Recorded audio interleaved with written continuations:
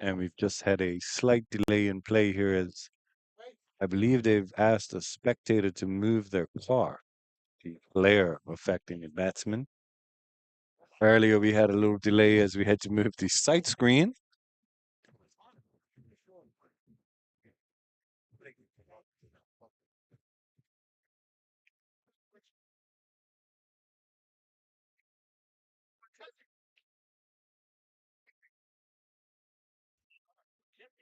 So we'll take this time to just update everybody on the score in the match. As I said earlier, Southampton Rangers won the toss. They elected to bat, which is what the crowd wanted to see. As if you're active on social media this week, you'll know that Bat Long Bean, Randy Bean, was a hot topic on Twitter this week. However, he fell early for 2 runs. Just trying to get the score pulled up here so I can give you the correct and accurate details.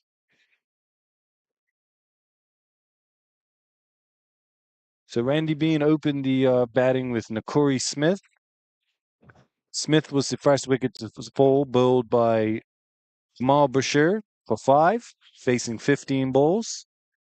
Bat Long Bean, LBW to Harry Bascom, 2 runs off 20 balls. Jelani Oldboy was out first ball for a duck, caught Dominic Sabir, bowled Kamal Bashir. Dalen Richardson not out 35 from 65. Dion Stubble faced an absolute peach from Kamal Bashir, bowled for 3 off 6, and Derek Brangman out there with Dalen Richardson on 28. So I really think that the Rangers staff and players and fans will be hoping that Richardson and Brangman can stick to the wicket, get the runs on the board, because this partnership is probably going to win them the match if they are able to put on a large total that they can then defend. And I think these two batsmen know this, both experienced. Derek, obviously, a cup match mainstay for the Somerset Cricket Club. Dalen, who's knocked on the door. I think he was a reserve once.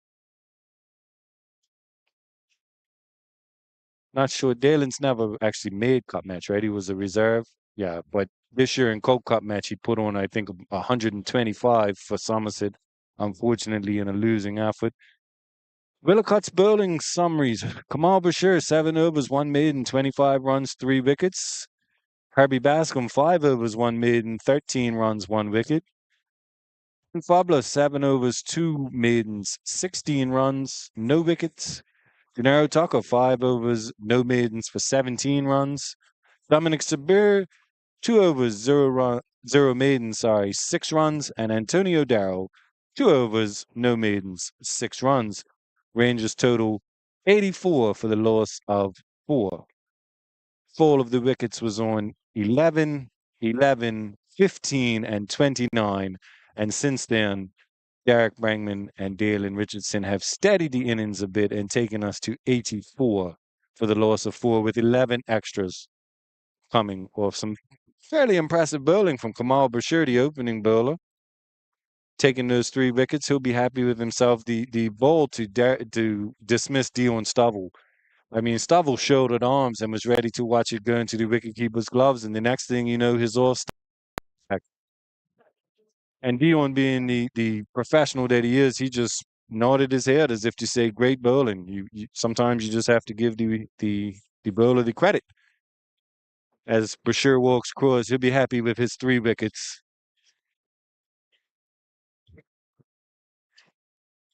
Maybe didn't get as used as much as he would have liked in the last game versus Warwick, but the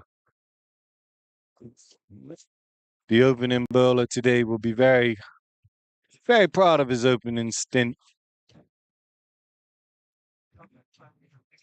And this is the partnership list. So Randy Bean and Nakori put on 11 before Nakori was out. Jelani Oldboy out first bowl. So were unable to put on any runs.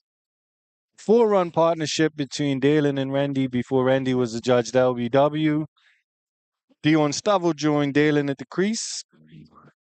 They put on 14 from 16 balls before Dion was bowled. And Derek Brangman has been there ever since. They have a partnership of 55 off of 106 balls. Brangman on 28, Richardson on 21. As play has still not resumed here, we are just waiting to see what's going on. Willicott's players are hydrating themselves.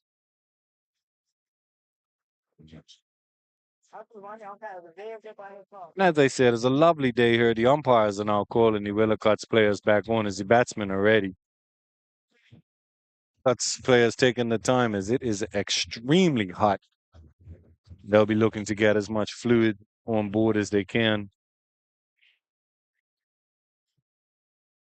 Dion Stovall sharing a laugh of his Willicott's counterparts. Probably telling them, don't worry, I got a bat on it too.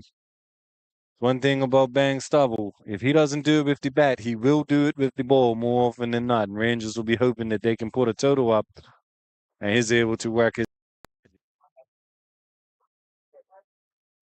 Obviously, if you follow local cricket, you'll know that today Brangman and Stubble are the guest players for Southampton Rangers.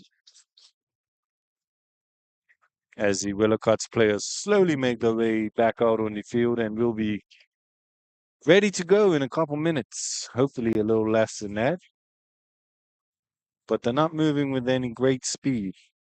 Again, it is very hot out in the middle. There is a breeze, but not much.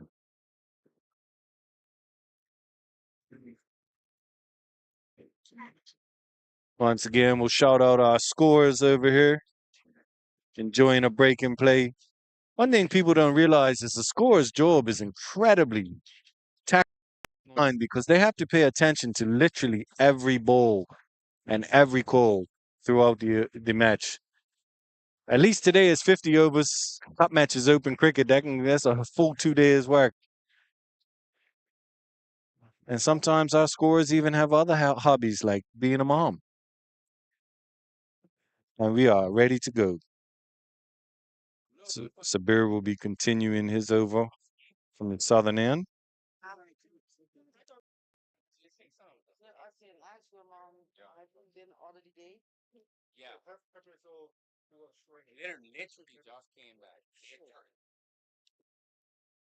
And we are ready to go. Sabir runs in, right arm over to Brangman. Brangman flashes at this one, but it beats him, and it's in the wicketkeeper's gloves. Looked like he wanted to drive that straight, but missed it. As Sabir runs in again. Brangman forward in defense, just knocks the ball straight back down the wicket to Sabir. These two might know each other well. Recent times, they've probably trained a lot together up at Somerset Cricket Club. Both Somerset Cricket Club match players. Sabir to Brangman again, just forward in defense, which allows Sabir to show off his footballing skills as he flicks the ball up to himself and no run is taken. Sabir in one more time. Brangman just glides this one off his pads to the offside, and the batsman cross for one.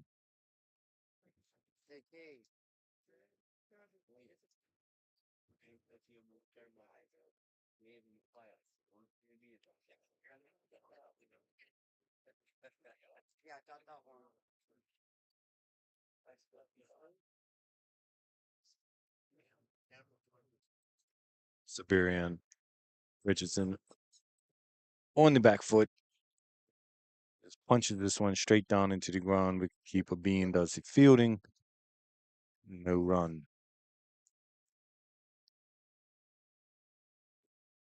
Just want to take Sabir Bills. This one, Richardson looks to cut it, but it beats him. I think more for height. Ball bounced up off the pitch there, collected by Bean. And that is the end of the over. Just one in that over.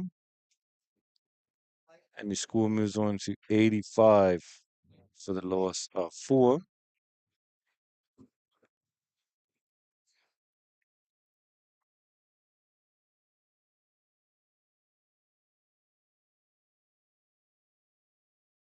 It'll be Darrell continuing from the northern end.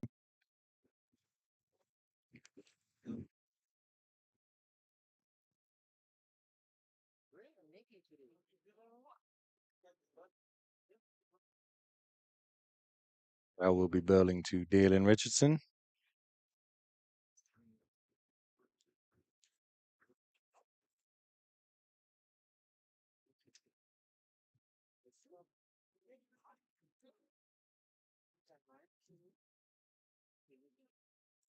And Darrell in.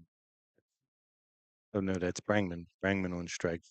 Brangman drives this one and it beats the fielder. Batsman cross for one.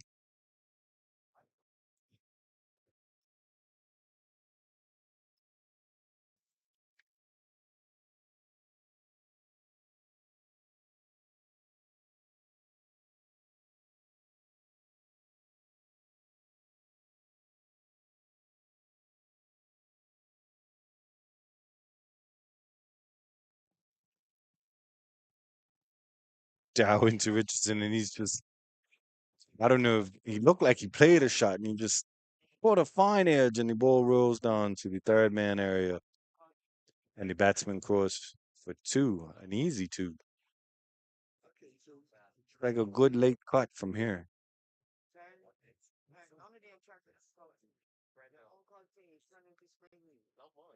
Dow in to Richardson again.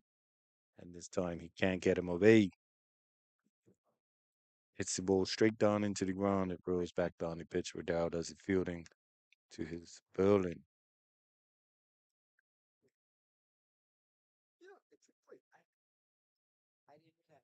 Dow into Richardson again. Very quick glove work by Bean behind the stumps. Tries to go for a stumping, but Richardson was able to keep his toe on the ground in his crease.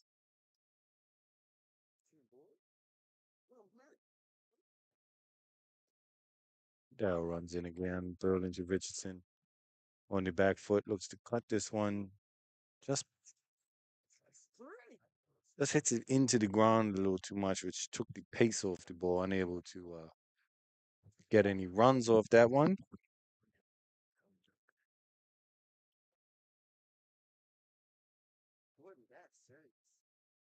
Here comes Darrell bowling to Richardson again. He drives this one down into the hands of Ross Solomon Burrows and no run. So that's the end of Darrell's fourth over, I believe.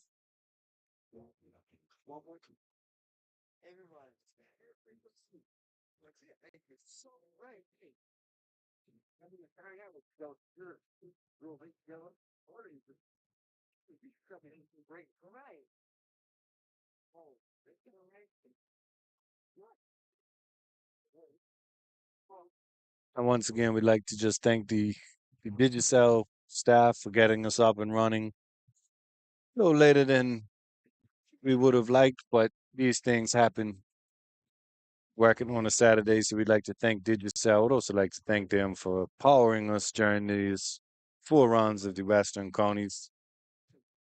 Also thank Butterfield and Vallis and Joan Barrett's keeping us fueled, keeping us ready.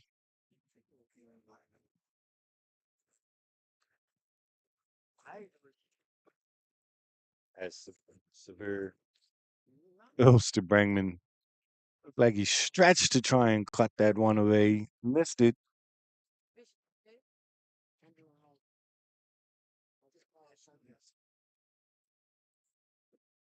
That's severe into Brangman again, right arm over the wicket. Brangman just sort of rocks back and pushes this one through the covers. And the batsman crossed for one. I'd also like to thank the Bermuda government for helping out to power us on these streams, live streams and commentary all four rounds of the Western County this year. So thank you to the government. As Sabir right arm over to Richardson, who punches this one out. 90. The score is 90. It covers. He was looking for two, but Brangman wasn't on the same page, so they just take the one. Yeah. This ever so far is dot 1-1. 1-1. Sabir again, right arm over. Brangman on the back foot, punches this one through the covers. 1-1. And it's another single. Score is 91. Score is 91 now for four. Dot 1-1-1. And Sabir will be bowling to Richardson now. Richardson also on the back foot, punching this one out. And the batsmen take another single. I ain't listening. I'm not doing all that. I'm not doing it. The boys can write me up again. I'm not doing it. They always write me up. I'm not doing it.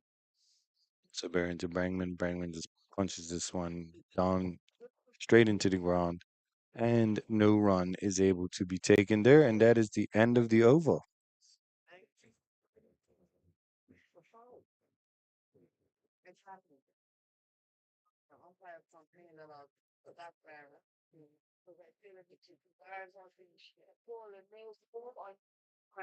So that's the end of the over.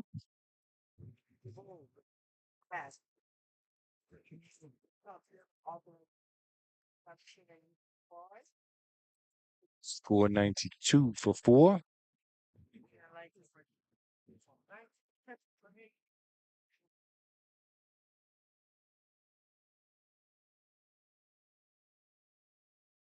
Yeah, put that in your trash. Right there.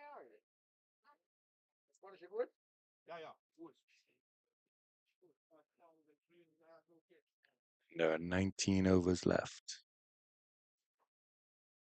Rangers will be hoping this partnership bats out, if not all, the majority of those 19 overs, and they can put up a competitive score. As Dow runs in, bowling to Richardson. Looked like he wanted to play it straight, but the ball's going backwards and square. Shaquille Bean from behind the wicket does the fielding.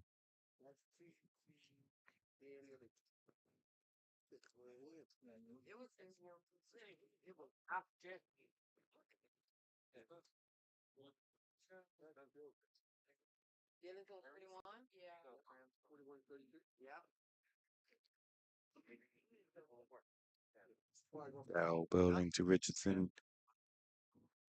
Rocks back and drives this one, but he drives it straight into the hands of Ross Solomon Burrows, and no run is able to be taken. What am I doing? I'm scoring. Why am I not aware of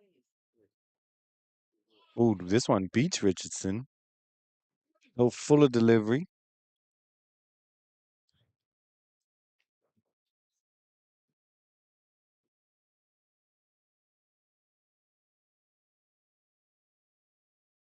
These two batsmen batting very patiently, picking the bad balls, defending the better ones,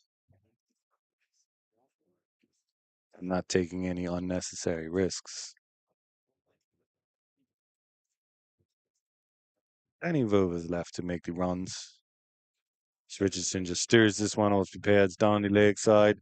It's just going to, yeah, just stop short of four. And the batsman crossed for three. That's good running.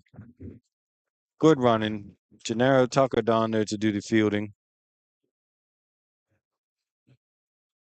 So that's a further 3 runs to Richardson.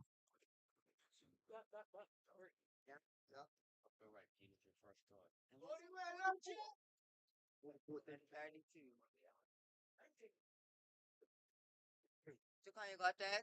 Derek won 32 and yep.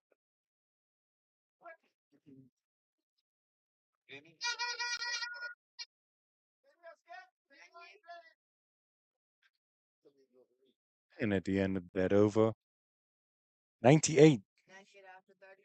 for the loss of 4 after 32 overs.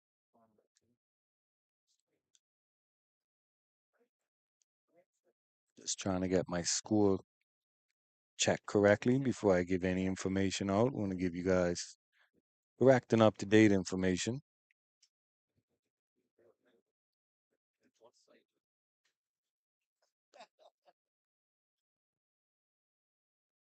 Oh, 95?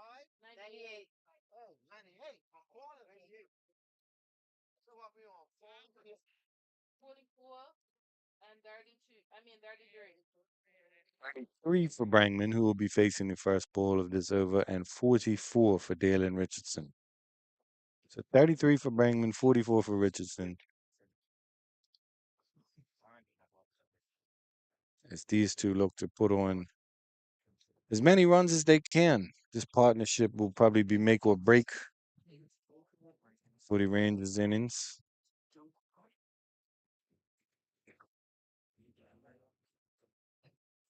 And it'll be Sabir continuing from the southern end once more. He'll be bailing to Brangman.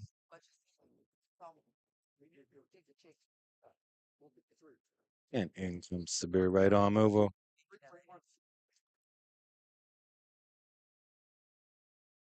Brangman forward in defense. Pushes this one back down the wicket. And no runs. Sabir in again. Brangman just rocks back and plays this one smoothly out to the offside boundary, and the batsman cross for one.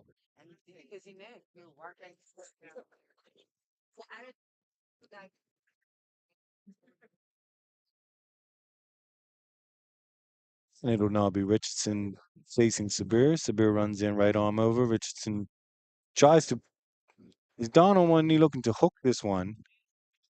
There is an appeal from the wicketkeeper Bean, but nobody else is really appealing that one, and no response from the umpire. It did hit him on the pad, but didn't look like anything was there. Sabir in again to Richardson. He's forward in defense, and this one just sort of catches an edge and rolls off. Ross Solomon burrows in to do the fielding. No run there. Sabir in again to Richardson on the back foot, just punches this one out. He covers with white base and shows off his evergreen pace, running around to stop any thoughts of a single there.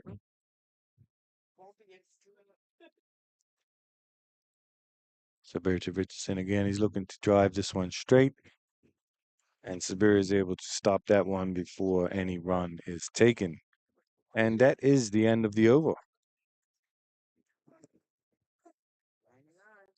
99 for the loss of 4. 99 for the loss of 4. Okay, so we got 34 and 44. Yep. 99 after 33. Yep. 17 of us left. Jack to score is 150. So 15 overs, you're gonna make 50, about 51 runs. They should be able to make more than that in time.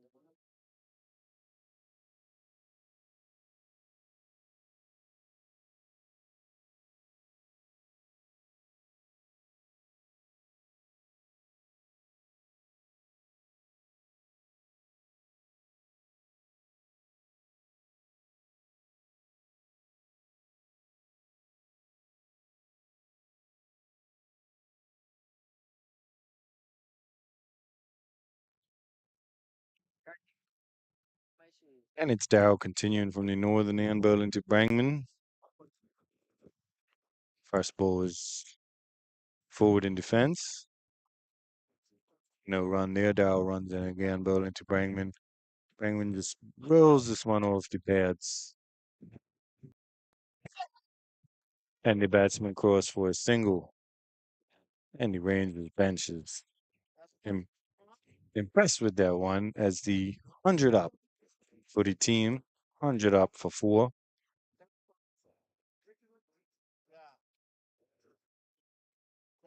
Darrell throws to Richardson. It looks to drive this one, but he drives it straight into the hands of Burrows.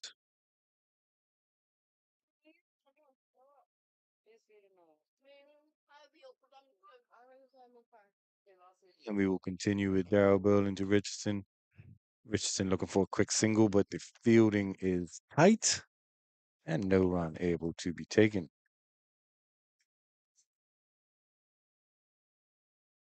Feel hungry? You are. You. It's at the field. Hey? Yeah.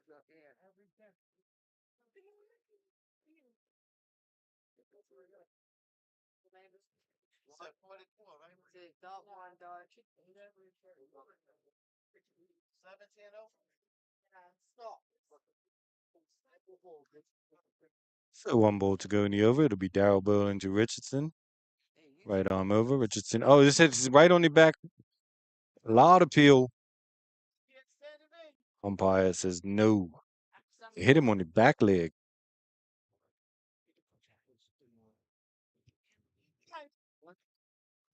So this partnership continues. That's the end of the over. Darrell now 5 overs. No wickets for 16 runs in those 5 overs. And after 34 overs, the score is 100 for the loss of 4. Going along at a current run rate of 2.94 runs and over with a projected score of 148.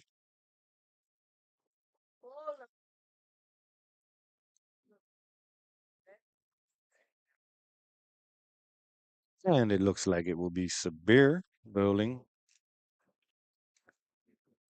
Continuing on from the southern end. Yes, it will. His hat's off. He's taking the ball, and he is ready.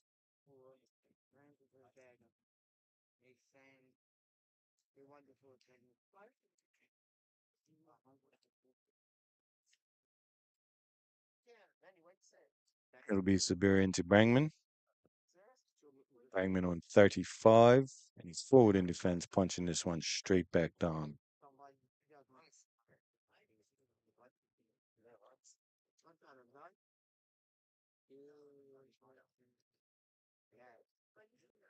Brangman just flicks this one off the pads to the offside and quickly threw for a single, moving his total on to 35.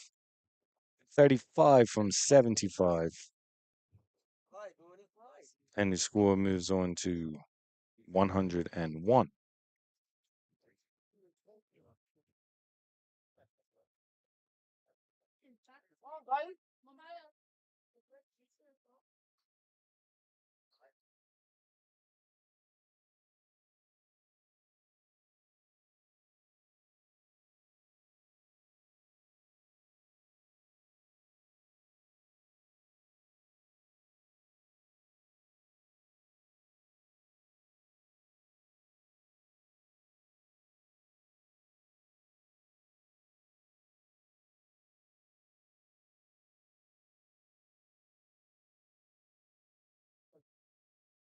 And Richardson just rolls this one off the pads.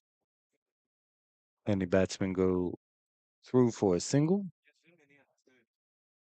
102.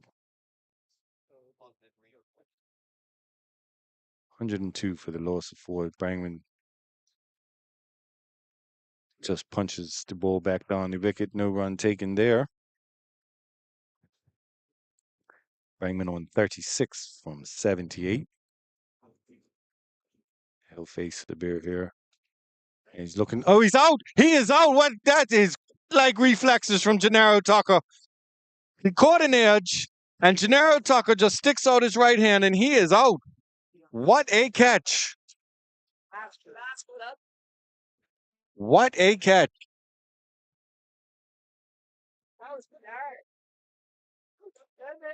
Derek Brangman caught Gennaro Tucker off the bowling of Sabir. Ladies and gentlemen, tune into our Instagram as that will be posted because that was some catch.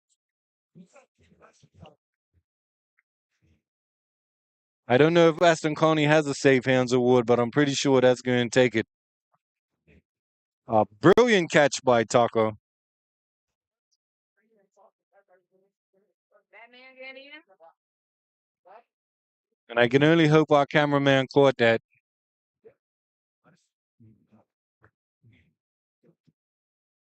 I do it every time, man. And walking into the wicket is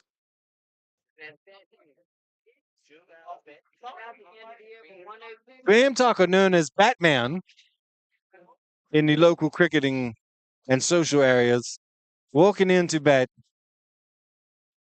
And I believe that was the end of the over. I think I did it on 25, right?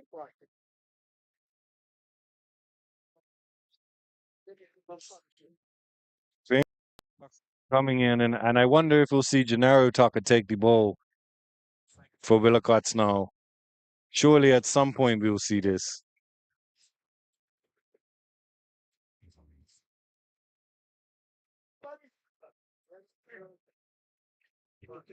Derek Brangman, Ford Tucker, bowled Sabir, 36 runs off 79 balls, 2 4s, 1 6 at a strike rate of 45.57. And I think Tucker here will be looking to rotate the strike and get Richardson on, allow Richardson to do the heavy hitting. Tucker can hit him too, though. If you misplace a ball here, he will punish you. But I think he'll be looking to allow Richardson to continue on to get his 50 and go further, as that would probably be what's best for Southampton Rangers, who are looking to put as best a total as they can on now. The projected total at the moment is 146. They currently have a run rate of 2.91 with 15 overs left. And it's going to be Darrow continuing from the northern end. It was my call, different story. It was a document for you lot part.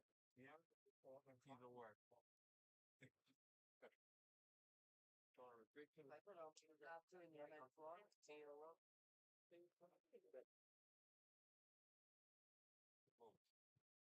Darrow into Richardson. Richardson on looking to drive this. Bean collects behind the wicket, and Deontay Darrow asks the umpire, "How is that?" I think he might have heard a little something. Umpire was not interested. Darrow bowling to Richardson again, right arm over. She said a good day.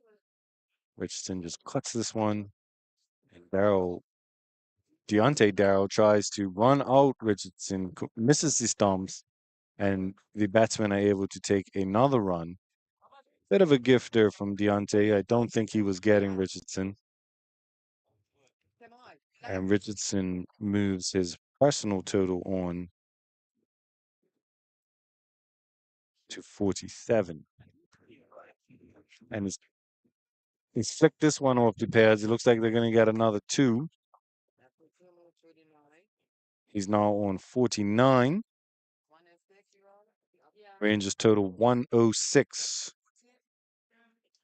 for the loss of 5.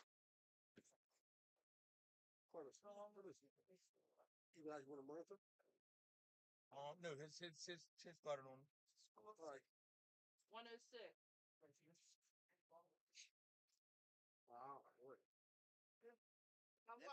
Richardson digs this one out. Beautiful pitch ball from Darrow.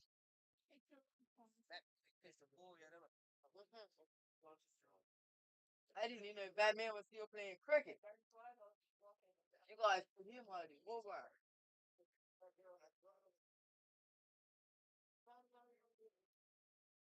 And Richardson pushes this one through.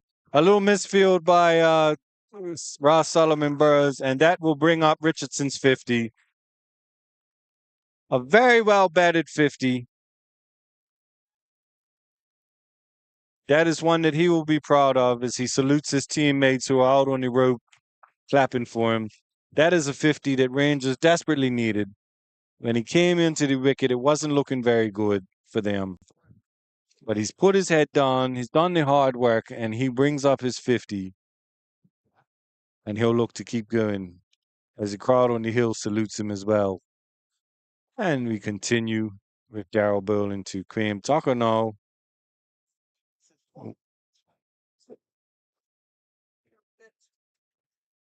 That Batman is his nun. Watches this one through to the wicketkeeper's gloves. And that is the end of the over.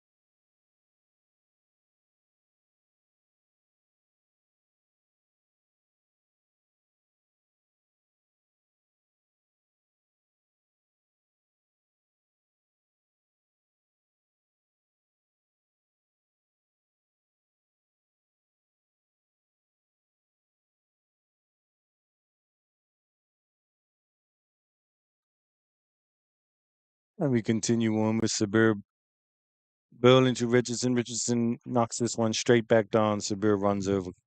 Shows off some fancy footwork to stop any potential runs. Just want to send a special shout out to my boy Juggling Jay. He's tuned in live on the stream here. Appreciate you tuning in, good buddy. I'm sure you're busy working on something because you're always busy, but shout out to Juggler. Yeah, man. Appreciate all the insight and help that you've given me. And I hope you enjoy the stream and enjoy your Saturday wherever you may be, good buddy. That Sabir runs into Richardson. Once again, he hits him back straight, but it's not wide enough for Sabir cannot field, and he's able to stop any potential runs. As Richardson on 50 from 94. Sabir in again. Richardson smashes this one out to the foul corner area where Deontay Darrow does the fielding. And once again, Darrow quickly gets the ball in just above the stumps. I think he takes every single personally. Deontay doesn't like to see a batsman stroll. If you're going to run, you're going to have to earn it.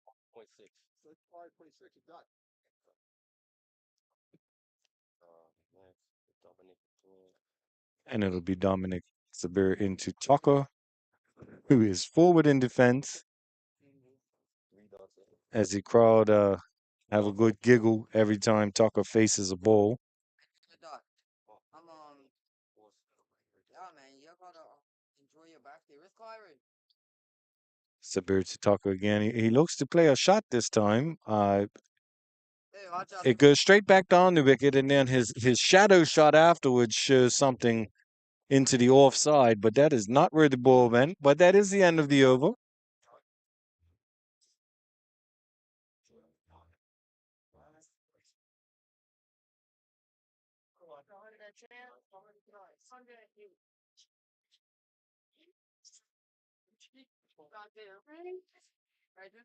Southampton Rangers 107 for the loss of 5.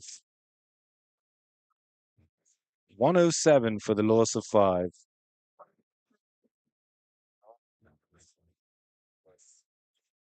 Yeah, hi, Kyrie.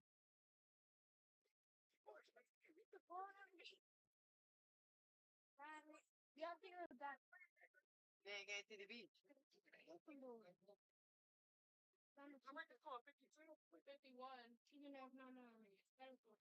So we will continue. We will continue with, it looks like, Fablo bowling from the northern end now with his left arm spin.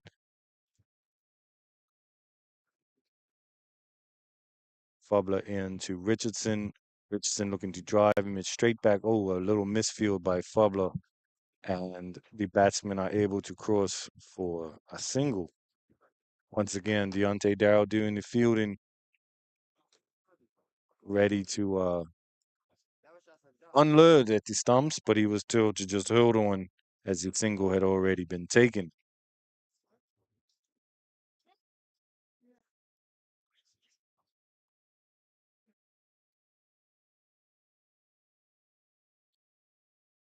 Pablo to Tucker. Tucker rocks back and punches this one into the covers and takes off. It was an early quick yes. The single was there, and he is off the mark. Yep. Yeah.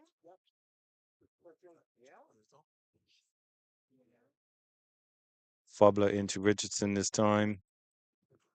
Richardson looks to drive, and he's managed to get it through the two fielders. Looked like Darrell making a diving attempt, but the ball beat him, and the batsman crossed for another single.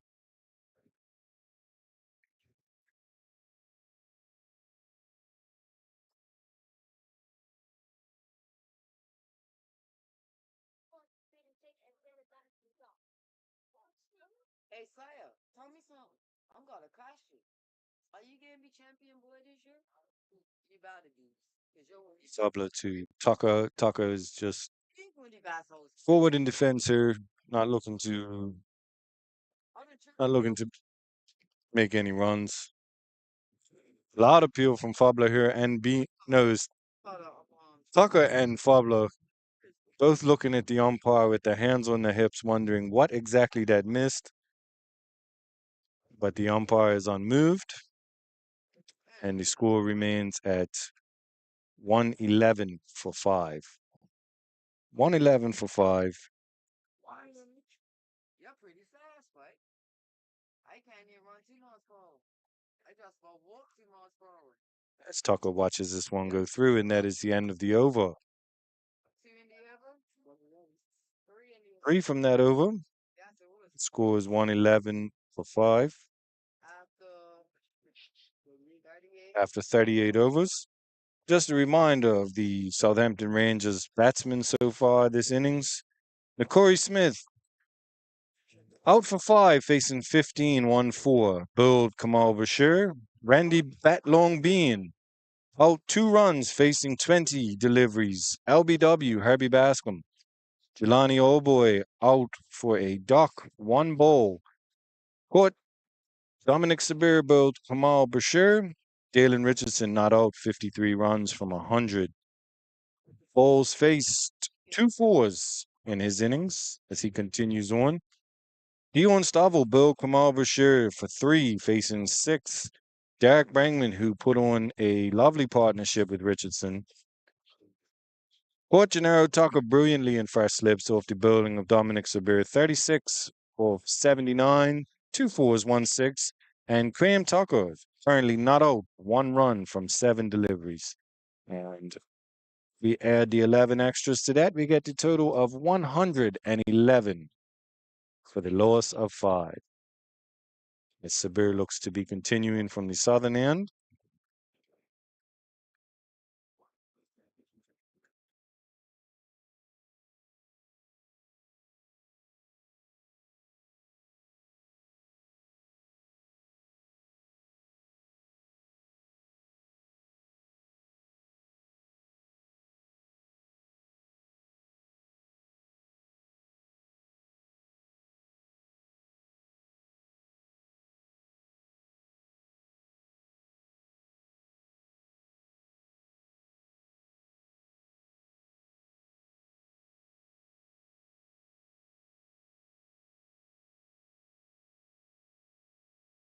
As we continue in, Sabir to Richardson. Richardson just forward, pushes this one out into the covers. He's looking for 2. One thing about Richardson, he's really looked to push the runs today. I know a lot of people in the cricketing community know how good Dalen is. And when his mind is in the match, he can be a very, very dangerous batsman. Sabir to Tucker. Tucker punches this one, Your mouth.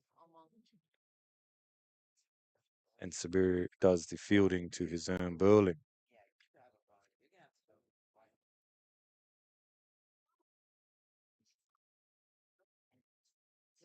Man, Tucker drops this one down and tries to run a quick single. Dalen Richardson quickly tells him, no, no, don't think about it. Fielded by Ross Solomon, Burrows, and no run. Sabirian again. Tucker on the back foot drives this one straight into the hands of Dwight Baisden. One thing about Sabir, he gets through his overs pretty rapidly, not waiting to run. Gets the ball back straight to his mark, and he runs in to Tucker again. Tucker just flicks this one off the pads, and they cross for a single.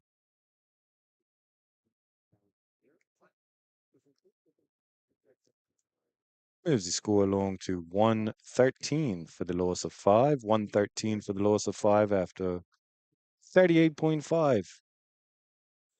Sabir ready to pull the last delivery of this over.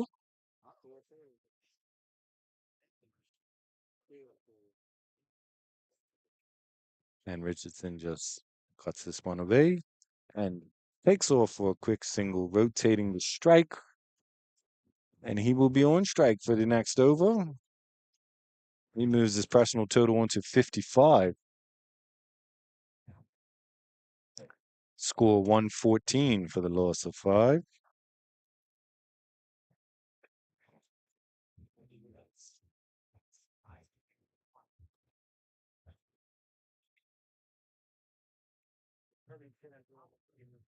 $114 for the loss of 5 after 39 overs. Galen Richardson on 55 from 102 deliveries. Cream Tucker on 2 from 11 deliveries. Partnership on 12 from 24. The run rate of the innings is 2.92. Projected scores looking at 147 at the moment. And once again, we would just like to thank Digicel for getting us up and running. They've been powering us for the 4 rounds, this being the 4th round and final round of the Western Counties. Here at the White Hill Field, a beautiful day, a lovely crowd. The bank is full of tents, people enjoying some Saturday cricket. Hopefully, we'll see a lot of folks out tomorrow. The 2020 schedule gets underway. We missed last week, Sunday, of course, as the decision was made to postpone due to Hurricane Ernesto and people recovering from that. A wise decision, I must say. Can appreciate the BCB not wanting people to be out there when their homes are still in need of some repairs or power, such things. But anyway, this is the 4th and final round of the Western Counties. Willicots will feel that they are in a good position. They have Rangers at 114 for the loss of 5 after 39 overs. And we appreciate everybody here turning into Bermuda Sports Radar. If you're listening to this, we thank you. As along with Digicel, we want to shout out Barrett's, Butterfield, and Vallis, Bermuda Government, Goslings, and also the Somerset Bridge ground staff. As Richardson drives this one away, that's brilliantly fielded. A great stop. Great stop out there. It looks like Cozy based and that's the outfit a bowler and a team wants to see as captain claps him. He saved just 2 runs there, but that could be an important 2 runs to save at the end of the day. And it's Tucker bowling to Richardson again. This one a fuller delivery, and Richardson drives this one straight down the past Tucker, fielded by Dominic Sabir, and they crossed for 1. Moving the score on to 117 for 5 as Tucker to Tucker. And Tucker is forward in defense. Little first cousin family game of backyard cricket out here in the middle of White Hill right now. Everybody's tuned in. Gennaro Bills to Graham takes a mighty heave. Gets it out there to the onside. Based in around again. Just a single. Looked like he was trying to take Tucker to the old vision video for those that are familiar with the White Hill area.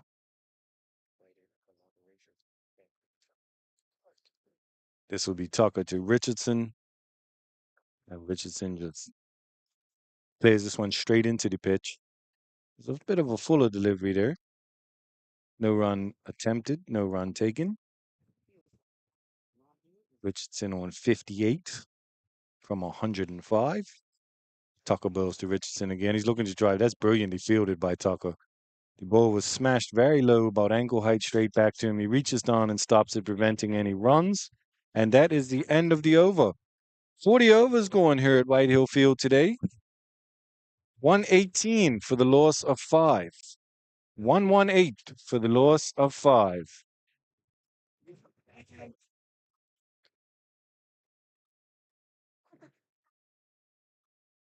As I've just been made aware that I should also shout out, and this goes without saying, the Somerset Bridge Recreational Club ground staff. They have done a phenomenal job. I feel like every round we've had a different wicket, something to expect differently out of each wicket, each round. Today it looks like a good track for batting.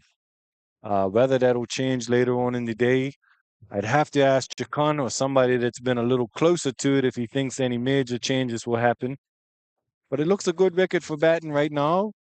A little movement in it from the bowlers, so anything could happen, folks. If you're a cricket watcher, you know that it's always best to have the runs on the board. As we move into the final 10 overs, reminder that Western Coney is a 50 overs match. So Rangers have 10 overs to get as many runs as they hope they can get. Right now, the projected score with the current run rate of 2.95 is 148. So they'll be hoping to get to at least that. Anything else, I'm sure they would take. My commentary partner from the last 3 rounds is obviously coaching Southampton Rangers today. Butchie B is down there looking a little nervous, but I don't think he'll be too concerned if they can get to their projected total. As Fabler into Tucker. Fabler has moved on to the southern end. Tucker in defense and no run taken. Tucker on 3 from 13.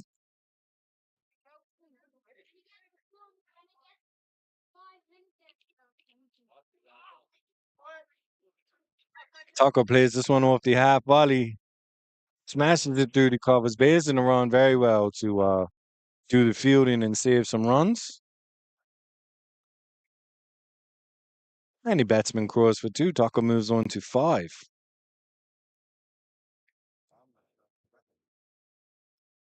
Fabler to Tucker again.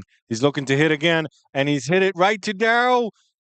Darrow has caught him, and some fine footwork on the boundary. And Tucker is. And just like his first cousin said to us during a drinks break, he'll either get 5 or be out in 5, and he is caught out on 5. So Graham Tucker out for 5. Rangers now 120 for the loss of 5. I believe that's 6, actually. Yeah. 120 for the loss of 6. And the incoming batsman.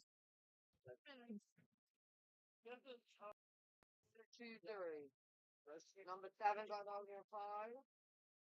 And number 4 is 2.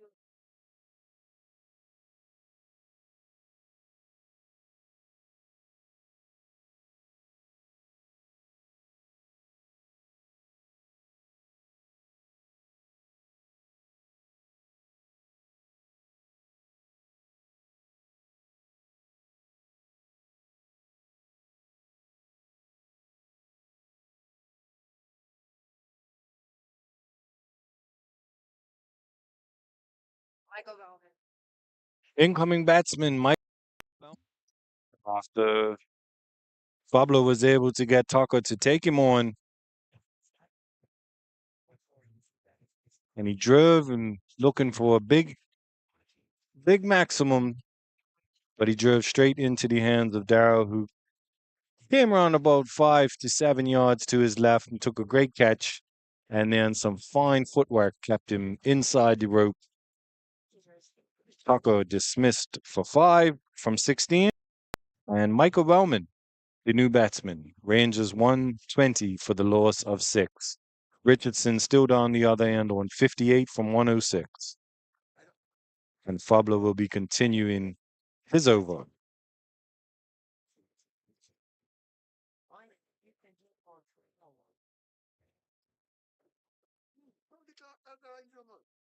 My kid is huge. The kid pretty was like that. No, 4 minutes. This is. You're done. I'm your ballpark. I said, oh, it's not in the game. Forty is high. Japan. Charlie that played for basketball when we were younger. Yellow. What's the last? Charlie Brown. It was two Charlie. Custom tool. Yeah, custom tool. It's high yellow.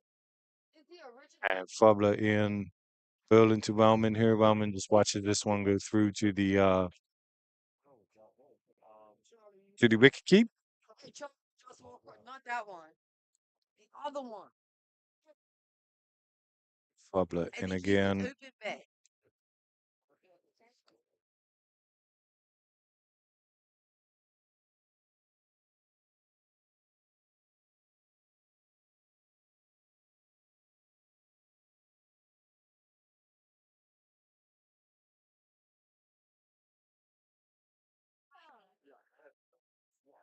So Fabler bowling to Wellman. And Wellman just watches this one go through.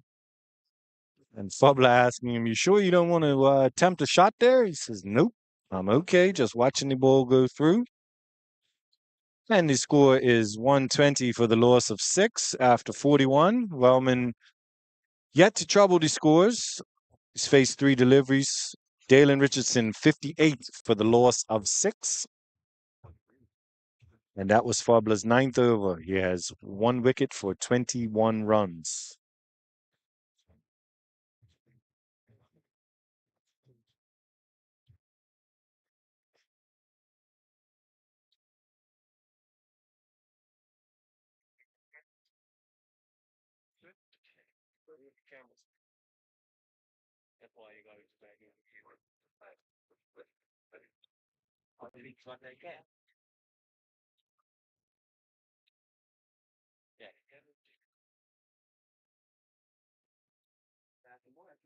You got him if you boil in the story.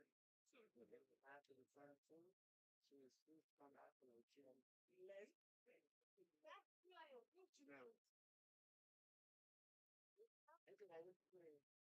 And we will be continuing with Gennaro Tucker bowling to Dalen Richardson from the northern end. Tucker's bowled 6 overs, no wickets for 21 runs. Richardson on 58 from 106 deliveries faced. And you just wonder if Richardson will start to take it on a bit more as he just pushes this one out.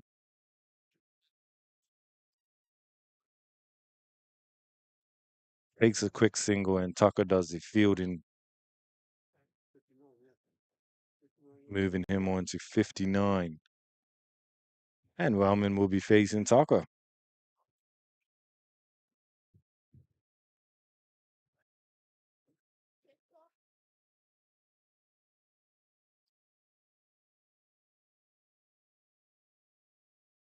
Wellman just asking the umpire for a line as he takes his guard, and Tucker runs in, right arm over. Flicks this one up in the air. Oh, it falls safely. And the batsman cross for a single.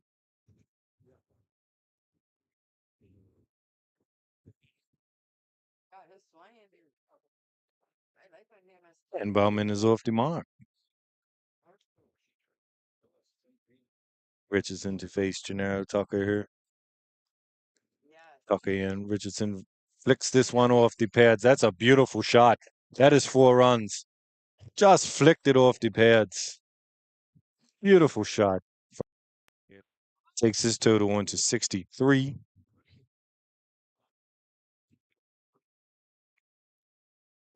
And his coach yells up, "Just stay there, mate."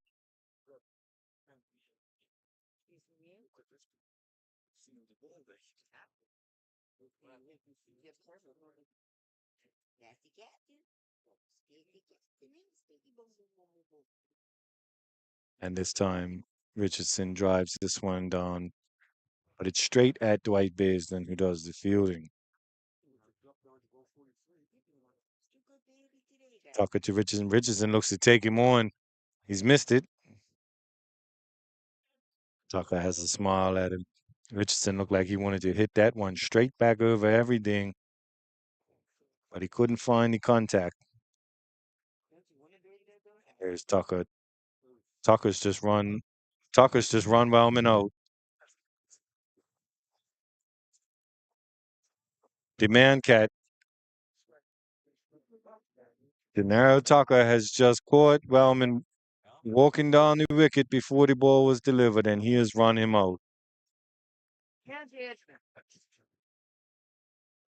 It's one of those things where they usually say you should warn the batsman, or the question is always, is it sportsmanship? However, it is a rule. And unfortunately for Wellman, he is run out. So Wellman run out by Tucker. Mancat for one, facing four deliveries. And understandably, he looks very dejected as he walks off the field. It's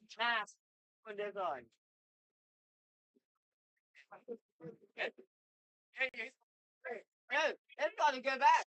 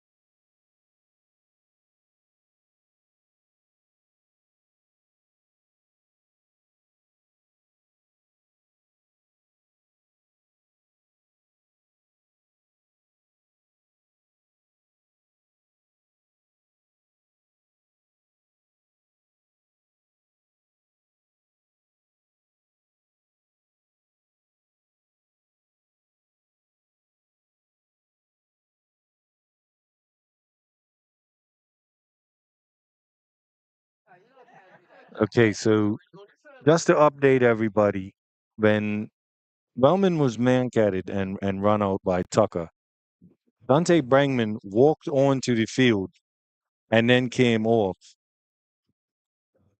And another batsman walked out to the crease. He has now been called back because once you walk on the field with bat and gloves ready to bat, you are now the incoming batsman.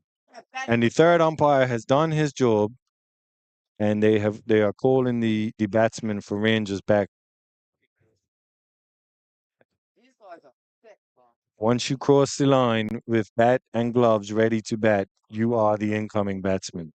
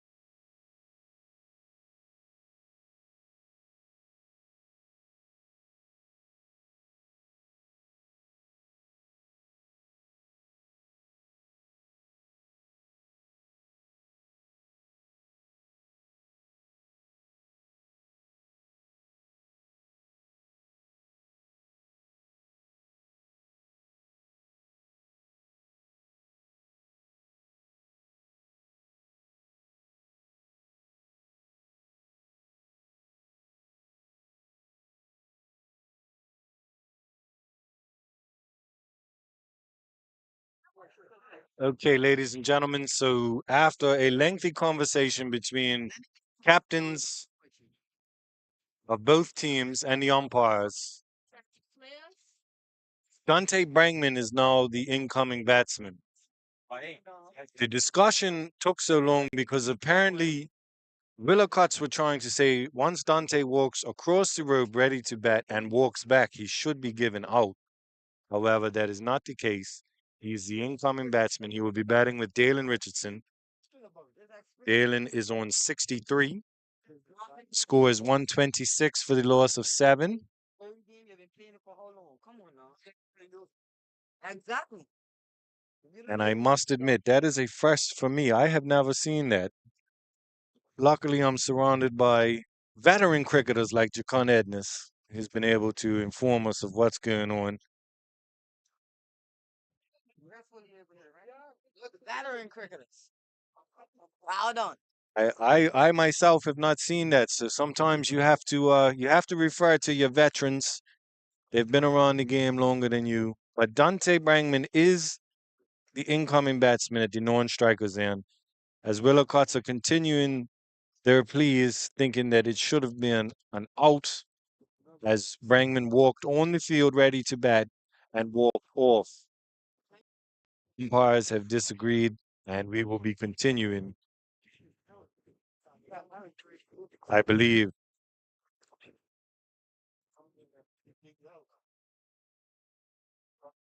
And Gennaro Tucker is now remonstrating with Herbie Bascom, wondering why he's not out. Captain Burrows has stepped in and he's trying to calm his troops. It is an ongoing discussion as we see Bascom there talking to Dalen Richardson. I'd be willing to bet that most of the players don't even know that rule. The experienced ones like Tucker and Bascom would know. Deontay Darrell was asking the umpire, are we just going to break the rules here? So obviously he's aware. Darrell obviously has played international cricket for Bermuda at a high level in his career. But it seems we're going to get back underway here. Rangman at the non-strikers and Richardson will face Tucker. Tucker in his 7th over.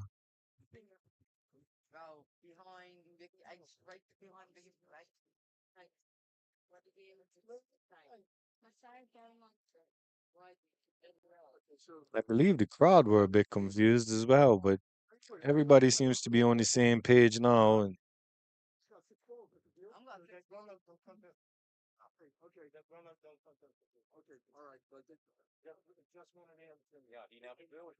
Richardson will be facing Tucker after a lengthy delay. Tucker runs in right arm over. Richardson just cuts this one down into the ground, straight into the hands of Bascom, and that should be over bowled.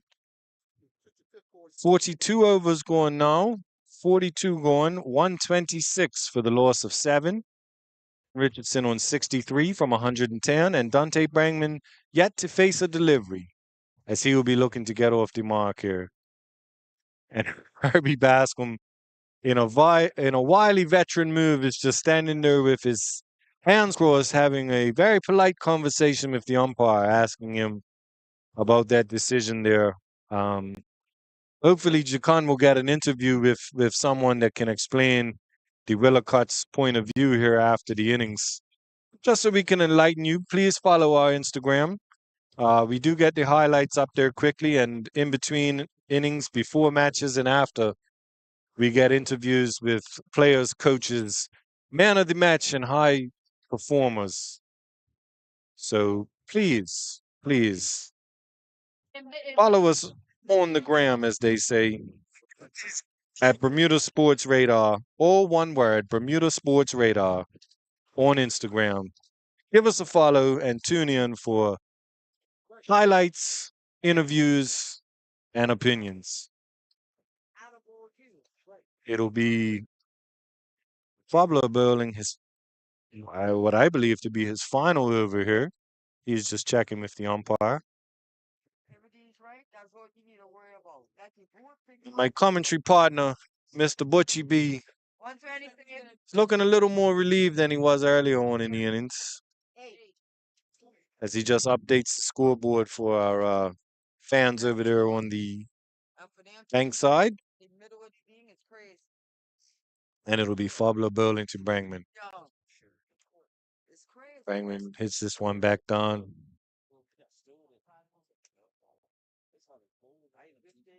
As we are joined by our friend Bermuda skipper Delray Rollins, as Brangman turns and hooks this one, and they're running 3. That is good running from Brangman. I always give him his props as an underrated batsman. As my new work colleague joins us in the commentary booth here, just want to say good afternoon to Mr. Delray Rollins. Brangman off the mark.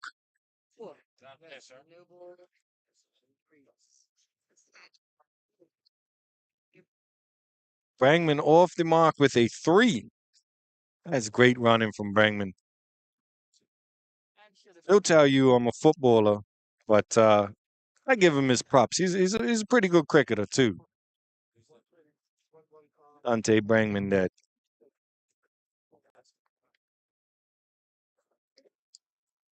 And Richardson has absolutely smashed this to the cow corner area for 6 runs. A lovely shot, and he pursed. We were talking about that in the last round. We talked about that in the last round when my commentating colleague now, I'm joined by Mr. Delray Rollins. There's no 9-7 right now. Good afternoon.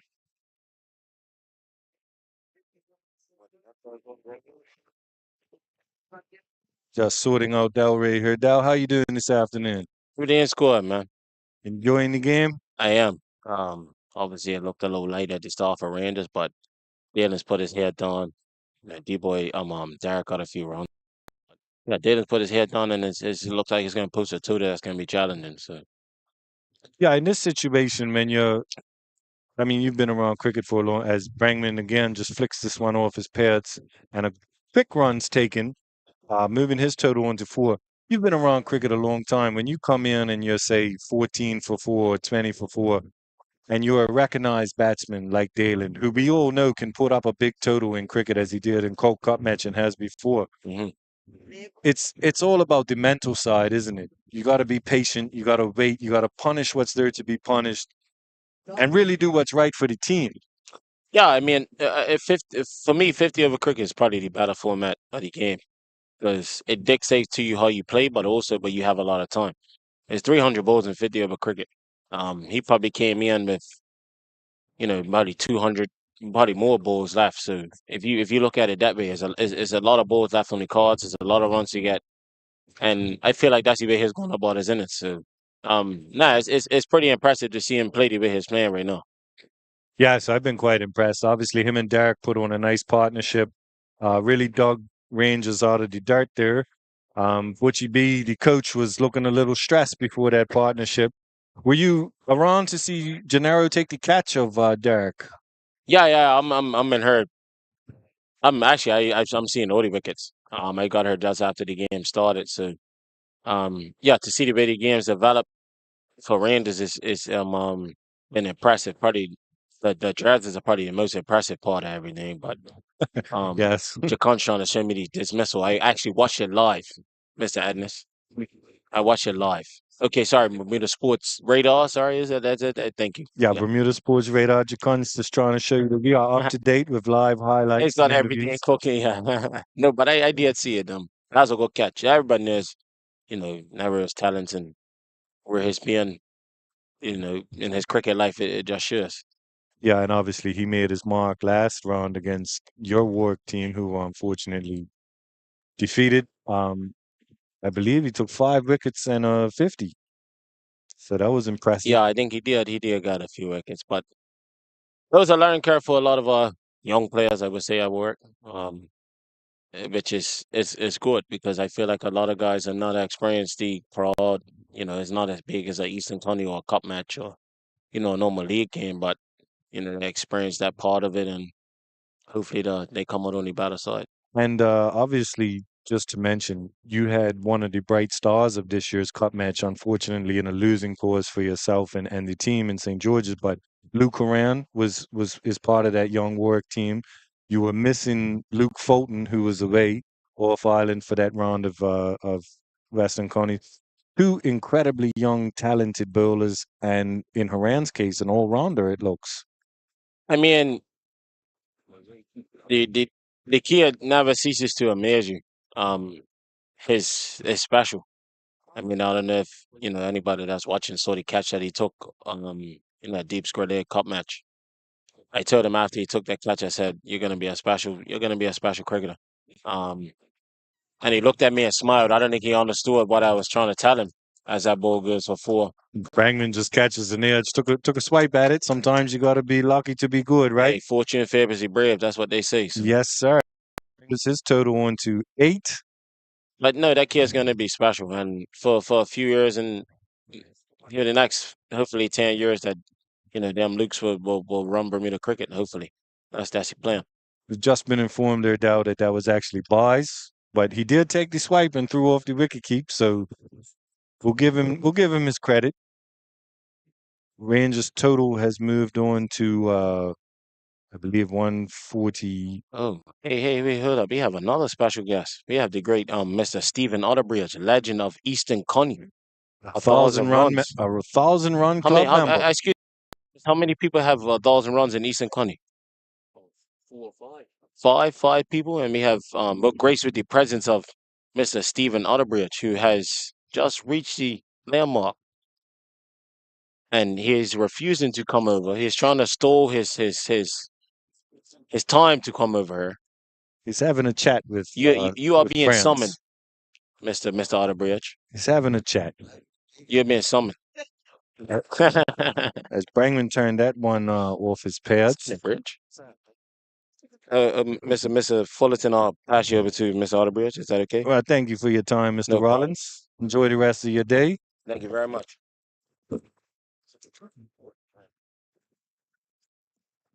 And yes, ladies and gentlemen, I'm now joined by a well-known cricketer, a very well decorated cricketer in his time. He's been part of many Somerset match teams. He's now the president of Bailey's Bay Cricket Club. He's won Eastern County on more times than I'm sure he remembers. It's just a habit for him. It's one of those things. Eat, pray, bay. I'd like to introduce Mr. Stephen Otterbridge. How you doing today, sir? I'm good. Good afternoon, everyone. Um, I just like to say he said I was involved in many cup matches. I wasn't involved in 2014. I got dropped by Chacon Edness. I just want to put that out there. But otherwise than that, I think I had a reasonably successful career. Yes, as a Somerset fan, I definitely agree with you there. You were one of the mainstays in there for a long time. 2014 sounds like something we'd have to discuss off air, as Jacon pretends not to hear us. Yes. But as far as County goes, Stephen, obviously you're an Eastern County guy. Your club represents and currently holds the Eastern County Trophy. But what are you thinking of the best? Are we building it up? Is it becoming something that we can be proud of and look forward to? Because the management staff of Eastern Counties have really been working hard to build it up and make it something special. So what are your thoughts here? I'll say my comment when it comes to Eastern Conference for now, but um, this is my first Western Conference. I think I may have attended Western Conference probably about 20 years ago. You have good traction. You're obviously getting good quality players, the players that are playing here. And I can, from what I've been told, there's a lot of flexibility when it comes to the Western Conference administration, which is good. And I think you can just go strength from strength. It looks like a reasonably good crowd today. And if anything that's due to be good, it just takes time. So you just got to give it time and make sure you do your a post mortem at the end of the year. Yes, most definitely. Just to update our viewers and listeners, currently Southampton Rangers are 146 for the loss of 7 after 44 overs. One thing I can say is this year we have been blessed by the weather gods up here at Western Counties, unlike the East. Are you of that where a rain delay is just basically tough luck for the opposing team as the holders? Would you rather get a reschedule, or are you okay with nope? We just get to keep it, and we'll see flats in 2 weeks. As I said earlier, I was trying to refrain my comment when it comes to very controversial topics like that. But I guess I built a reputation of being controversial. So for me, um, it's a disappointment because I'm definitely in my last games, not last years, and to not be able to play probably two of the better games of Eastern Conference, one being last year against Cleveland when they were making some noise, and then this year, St. David's have changed, not saying changed a lot, but have been performing relatively He's well. out. He's outside to Yeah, interrupt you, Mr. Otterbridge. But Dante Brangman has taken a swipe, and he's driven the ball right into the hands of Deontay. Struggled it at first, but he's caught him, and Brangman is now out for 5, and the score is 148 for the loss of 8. Sorry to interrupt you there, sir. no, no, good catch. It was a very good catch by um young Deontay. I think Deontay caught Deontay. Yeah, Dante Brangman out First caught. name Dante. Okay. Yeah, Dante Brangman Yeah, caught Deontay Darrow off yeah. the bowling of Sabir. Mhm. So yes, as you were saying, and I was going to get into that. In the first round of Eastern, you became one of 2 players in the match, and I'm Mhm. told one of 4 or 5 players who has 1,000 runs in the Eastern counties. So congratulations to you. That is a remarkable milestone, and it shows your longevity and also to score runs. So will you hope to be picked for the last round and maybe get as many runs as you can to boost that total and set a mark for the youngsters to go chase? Well, to be fair, I'm really not too concerned about that. If I'm given a break, I'll take it. But if I have to play, I understand my responsibility. As you said, I'm a president, but just getting back to a point about the game not being rescheduled was one of my bigger disappointments that I'm held with Eastern Connors at present because if you're coming from a business side of it, us not playing, it really hampers pretty much the host clubs or even the cup holders. So financially, it has been that going to be a detriment to our books this year. So I'd like to see the game be played. Well, we appreciate your honest opinions that you were trying to hold off on giving. And we thank you for your time, Mr. Otterbridge. I don't know if you were going to do a customary lap, as they say, at the Coney game. Yeah. Well, I'm not gonna do my annual cup match lap, but I will do a lap around just to get the vibes and see if I have some input for the president of Western Connors after I do my lap. I'm sure you'll probably see her on your lap, but Hmm. we appreciate your time, good buddy. No worries. And good Thanks. luck to you next week as you do play flats at St. David's Cricket Club Yes. in the final round of Eastern Counties. And we wish Bailey's Bay good luck. And Dominic Sabir has Appreciate it. bowled. Thanks. We thank President Otterbridge of Bailey Bay. Dominic Sabir, the incoming batsman. I do apologize. We got caught up talking to Stephen. First ball, Doc.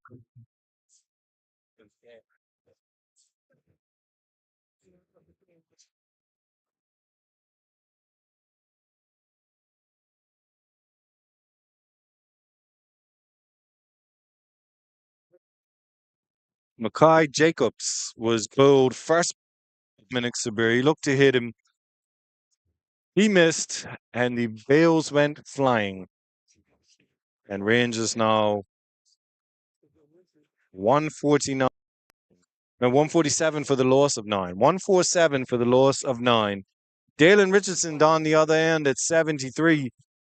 He'll be trying to ask the incoming batsman to just not just single. Don't get out. Let me get the strike. As Dalen is on 73 from 117. Rangers 147 for the loss of 9, and Sabir will be looking for his hat trick here. One thing about young Sabir when the innings ends after his bowling, you might not notice it, but when you look at the scorecard, you'll always see 3, 4, maybe 5 wickets. Playing with him on a weekly basis up at the club, he's very reliable in the wicket taking department, and he will now be looking for his hat trick. We'll wait to see if Willocott's pile on the pressure to the incoming batsman.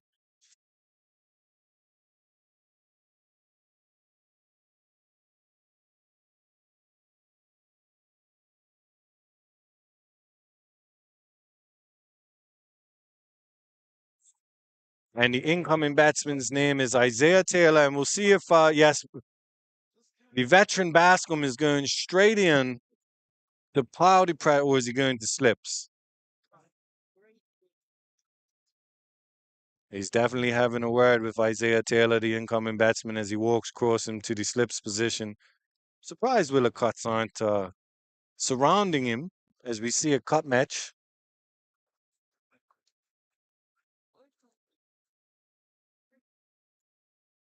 As Sabir brings in his long on and long off, as he's not expecting Taylor to hit over them.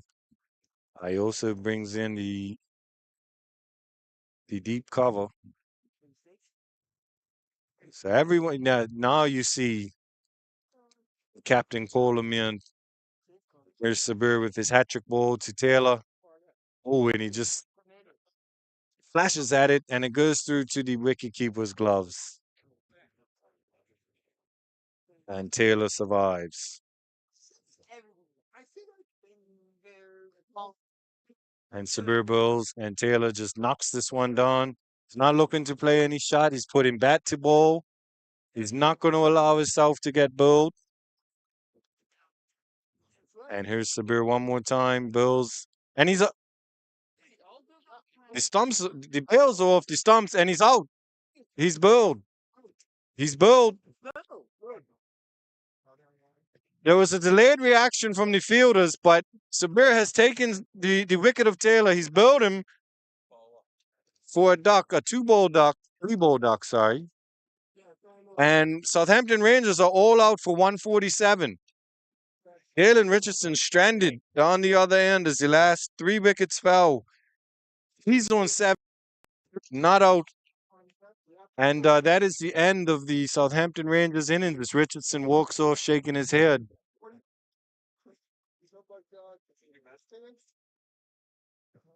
So we can give you a rundown of the Southampton Rangers innings. We're going to pull it up on the screen here, and I'll talk you through it as it goes.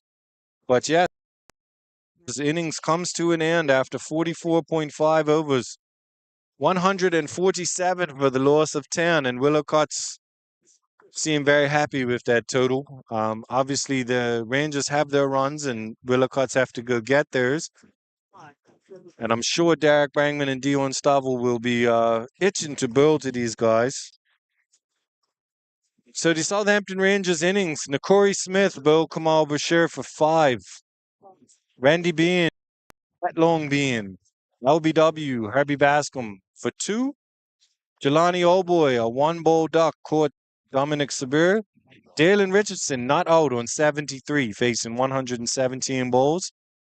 Dion Stavel, Bill Kamal Bashir, a peach of a ball for 3.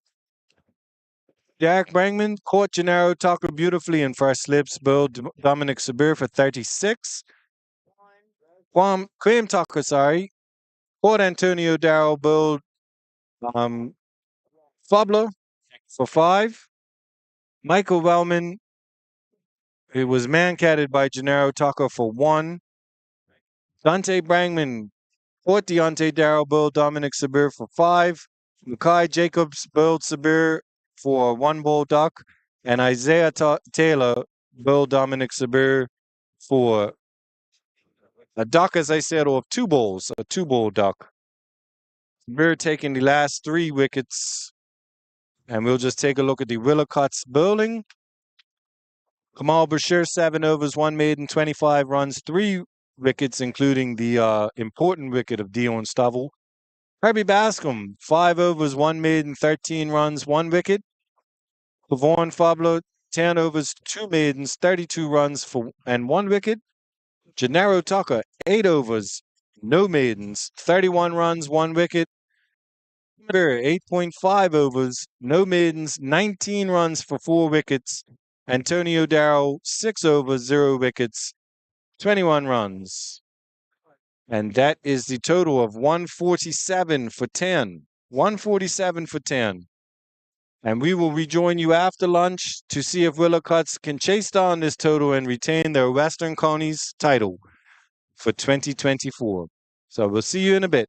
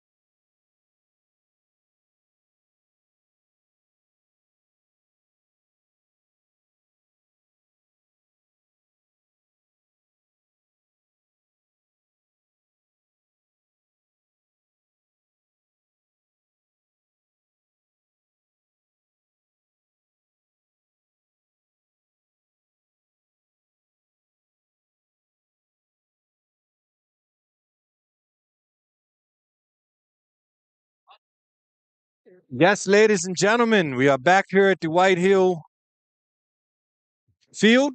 We're ready for the second innings. As you can see, Southampton Rangers are taking the field. The Willicott's batsmen will be joining us shortly. Hope everybody's enjoyed their lunch this afternoon. It certainly did. We appreciate the Western County Committee for providing us with lunch. Southampton Rangers put up 147 all out. 147 runs all out. So Willicott's will need 148 in 50 overs to win this match and retain the 2024 Western County Championship that they won in the third round against Warwick. Who won in the second round against Somerset Bridge, who defended their title from last year in the first round when they beat PHC convincingly. And here we are.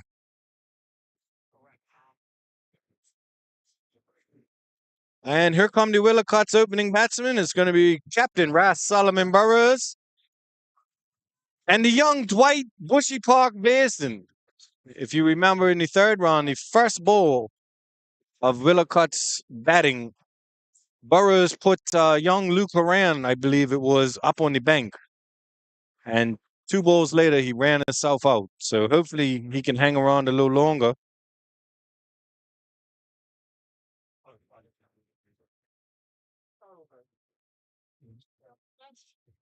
And it looks like Burrows will be facing the first ball.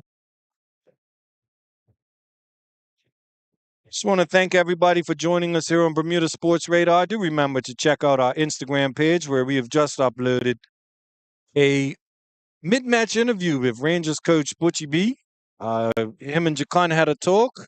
You could check that out and answer the poll. We appreciate you guys following us and interacting with us and tuning in to this live stream.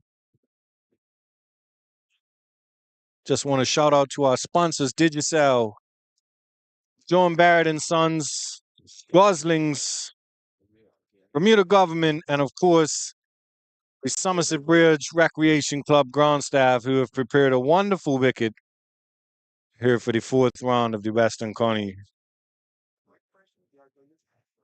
And it's going to be guest player Derek Brangman opening the bowling. I would venture to say Brangman's probably one of the top, if not the top, wicket takers in 50 over cricket this year. Had himself a great cut match along with Dion Stovall. The second day of cup matches turned into Dion and Derek Day, as I like to call it, as they seem to just steamroll straight through St. George's.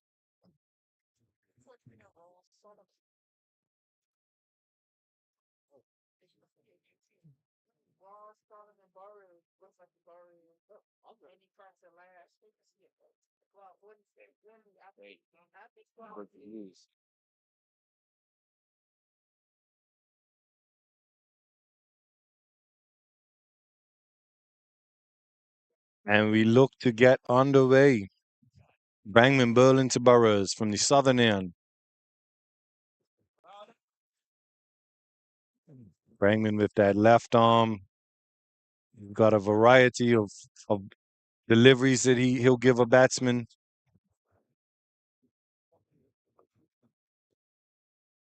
And he's into Burrows again, who just sees this one off the defensive stroke straight back down the wicket.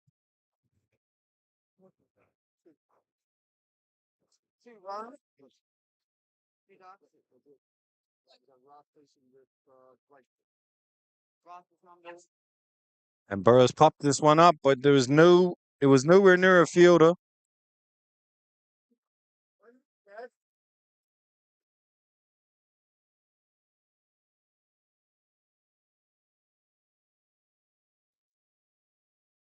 Derek Fielder? Yeah.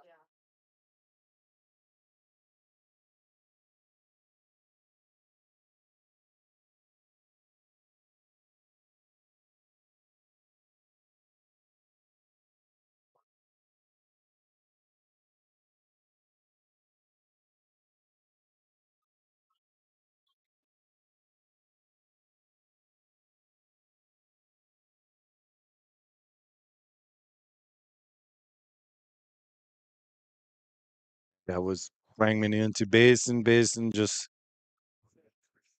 There's a shot straight back into the hands of Brankman, and no run taken. This time a little fuller delivery. Basin steps down the wicket, tries to drive Brankman straight back, but Brankman gets one of his paws in the way. He fields well from his own bowling. Brankman right or left arm around the wicket to Basin. And that is a dot ball in the end of the over. So after 1 over, we are one without loss. Willicott's chasing a winning total of 148. 148 will retain them the trophy. And they are one without loss. Solomon Burrows on one. Dwight Basin yet to trouble the scores. Each have faced 3 balls.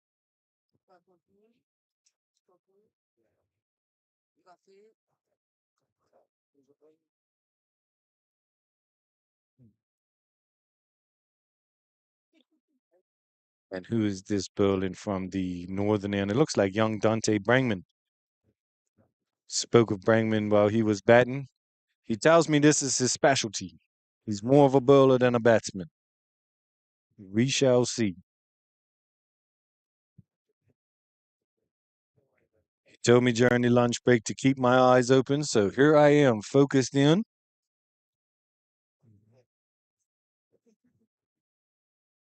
And just a reminder that Western Coney's is a 50-over match, so it is limited overs. As you heard talking to Stephen Otterbridge earlier, it's not necessarily a bad thing to have the 50 overs, as it guarantees you a fair result. Brangman comes in with a full-length delivery that Burrows drives back down, but no run is taken as he hits it straight to the fielder.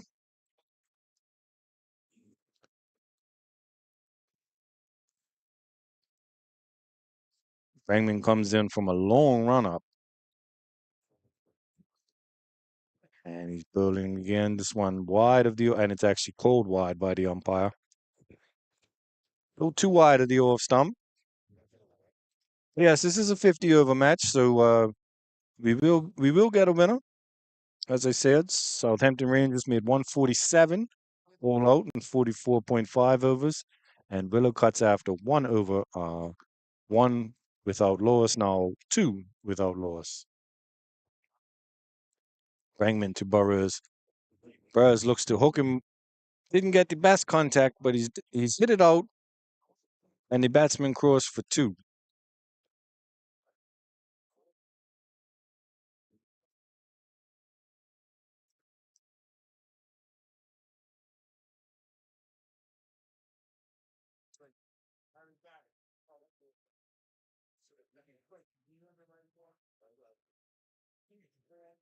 Raymond runs in again to Burrows, and this time he has hooked him. He's hooked him high and off the bank. That is 6 runs.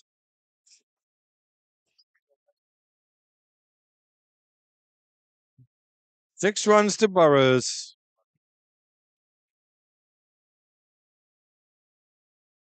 And if you remember, that is the way he started the innings in the last round against Work. He'll hope to continue on as Brangman in again to Burrows. Just flicks this one. And the batsman crossed for a single.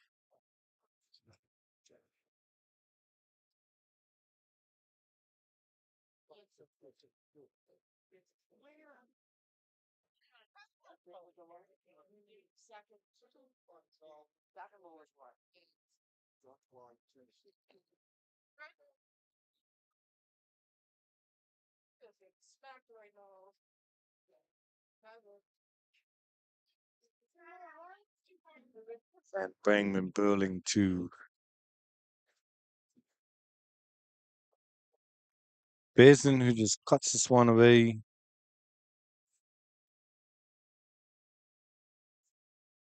And the batsman goes for another single.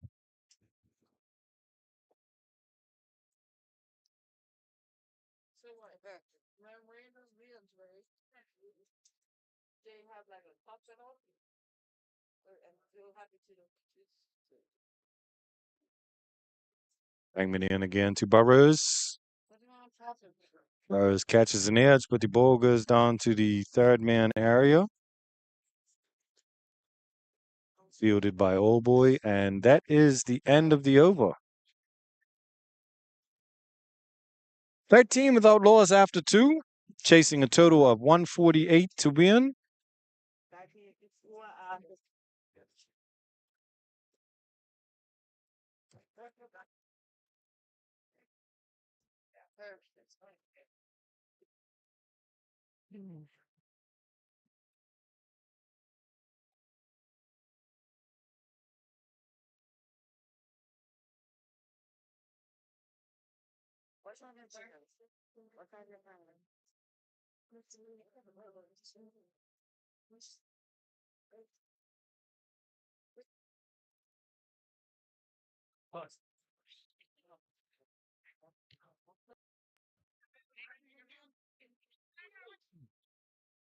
And already we have a bowling change.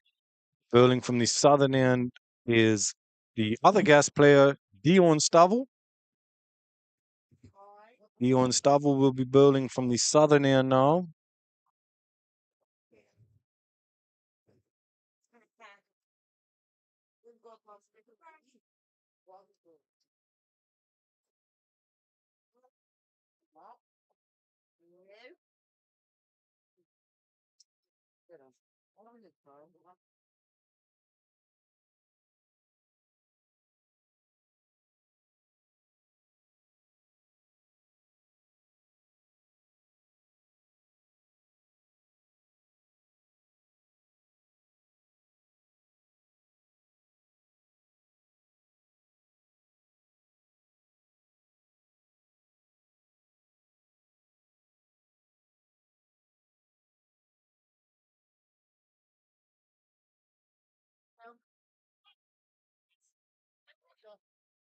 Stavel bowls to Burrows, who just hits him straight back down the pitch, and the batsman cross for one.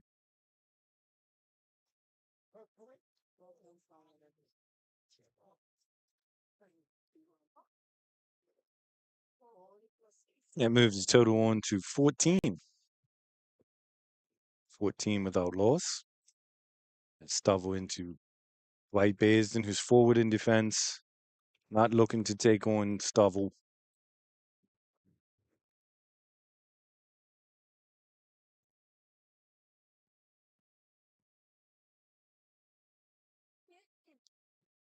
Stavel in again, right arm over to Baisden, who again is forward in defense, not looking to take any risks.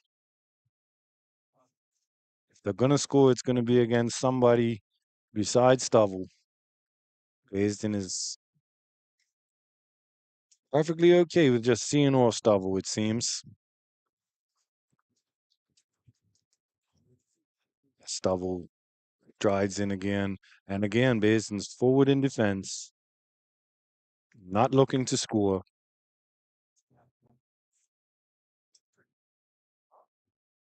Hey, chill out, right?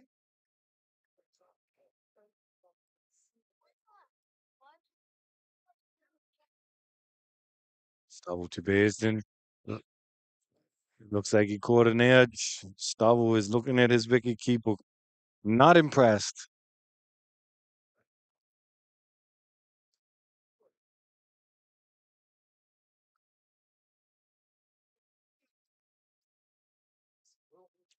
But the batsman did cross for one, taking the total on to 15 without loss. And now it'll be Stavel bowling to Burrows. Interesting to see if Burrows is ready to take Stavel on.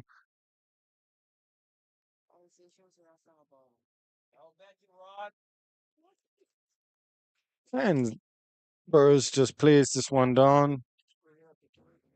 And that is the end of the over. End of 3 overs. Score is 15 without loss. 15 without loss. Currently going at a run rate of 5 and over, with the required run rate being 2.8. Looking for a total of 148 to win the match. Willer cuts off to a strong start at 15. without loss.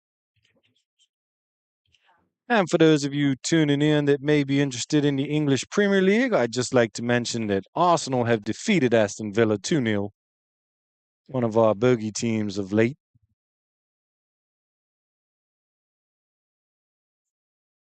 My mate Butters wants me to mention that City saw it off Ipswich earlier today, but I think everybody knew that was going to happen. Other clubs not so fortunate in the early kickoff. Brighton's a tough place to go.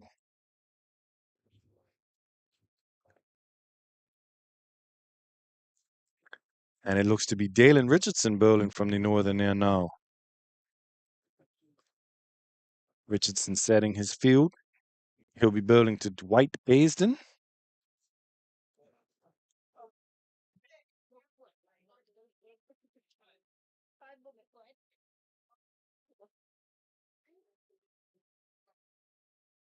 Interested to see if, as the innings goes on, if Basin will be running those quick singles that we saw cost him his wicket in the last round. He acknowledged that he may be the slowest member of the Western County. And as I say that, he takes a quick single and beats the throw comfortably. So maybe he's selling himself short last week. I don't know, maybe some gamesmanship.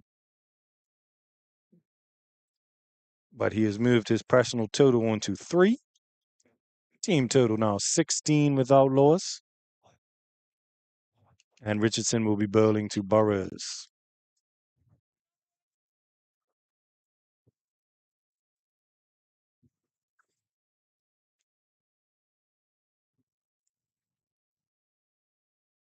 Richardson into Burrows. Burrows just pushes this one off his pads.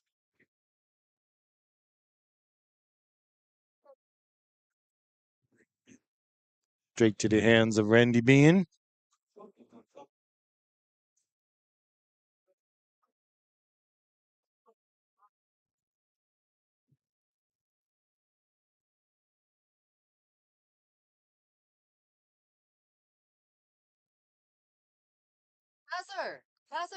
Richardson to Burrows. Burrows forward in defense. Ball straight back down the wicket, and Richardson fields from his own bowling.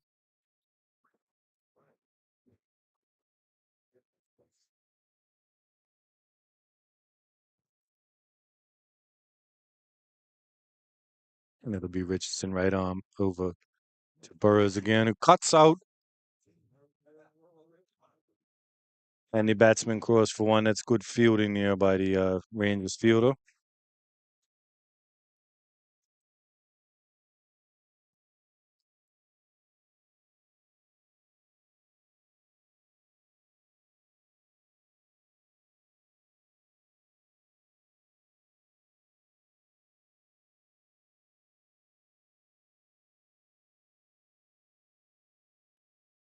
Richardson to Baisden. A wide signaled by the umpire. The wicketkeeper was unable to take cleanly, and the batsman took another run. So that's 2 runs to the total, taking Willocots to 19 without loss.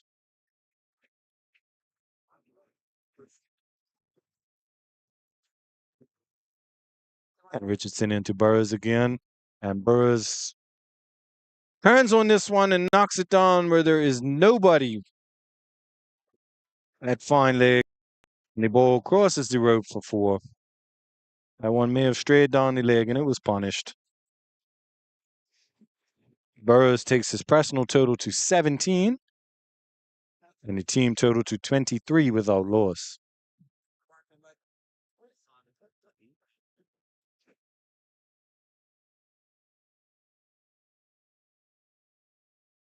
Oh, Burrows looks to have a massive heave at this one.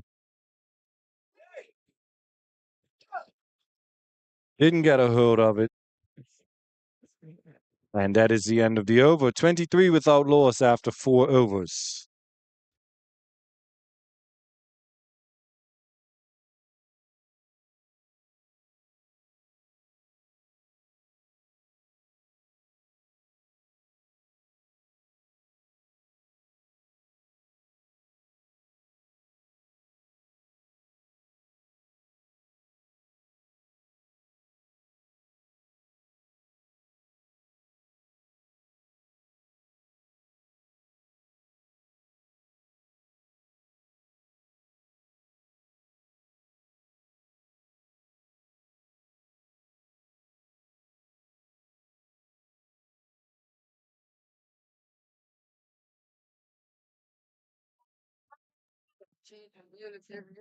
And there's another change of bowling as we rejoin the action here.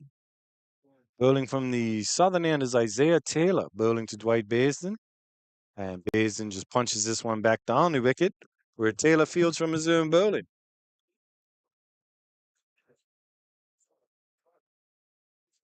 Taylor bowling a little right arm over the wicket. Sees Basin forward in defense here.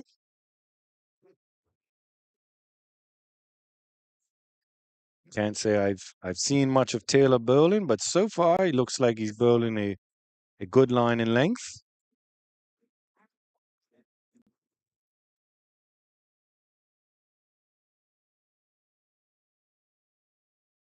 Taylor in again to Basin.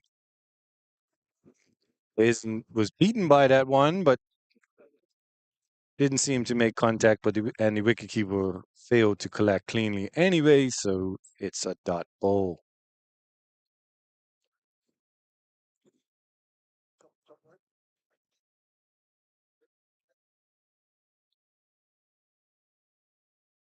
Basin pulls this one onto the onside,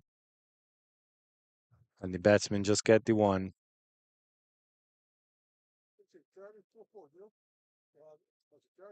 Okay. Third background. Just hit some take arrow up in the top left. And then play it out the game and then get back to you. What we got is a quick foul bowling.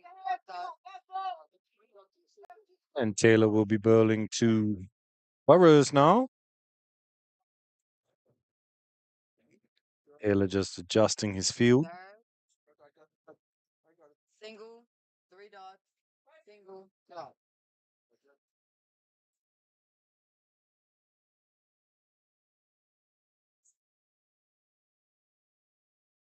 Daily.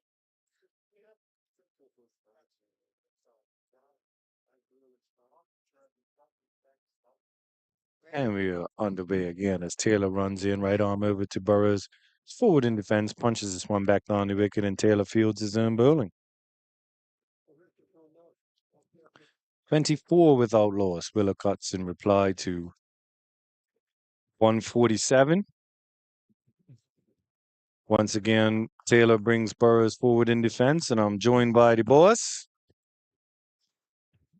former Somerset captain, Good afternoon. current Western Star stalwart, Mr. Jacon Edness. How you doing, Jacon? Good afternoon to the listening public. Good afternoon, Mr. Fullerton. Beautiful day here at White Hill venue. Grass looks nice and plush from Ernesto. Yes. Again, we would like to apologize for earlier technical difficulties, also due to Ernesto. But we are up and running. We are hoping that you are enjoying the coverage on YouTube.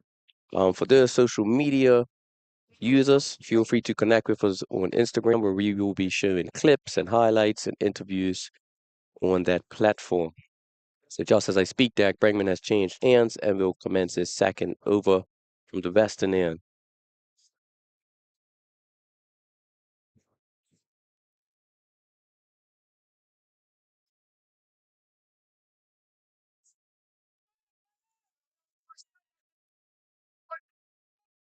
That ball looked to it looked to hit him on the pad, but I was unable to see if they called leg buys did. there. They did? Okay. The Yeah. umpire is blocking my view of his co-worker down there. So leg buys, they did scamper through, based on showing off that pace I was talking about earlier, Con. Yeah, it looks like he is had he's probably been swimming, and the knee looks very ready and up for today. Showing his pace. As I say that, Derek continues his over with a dot ball.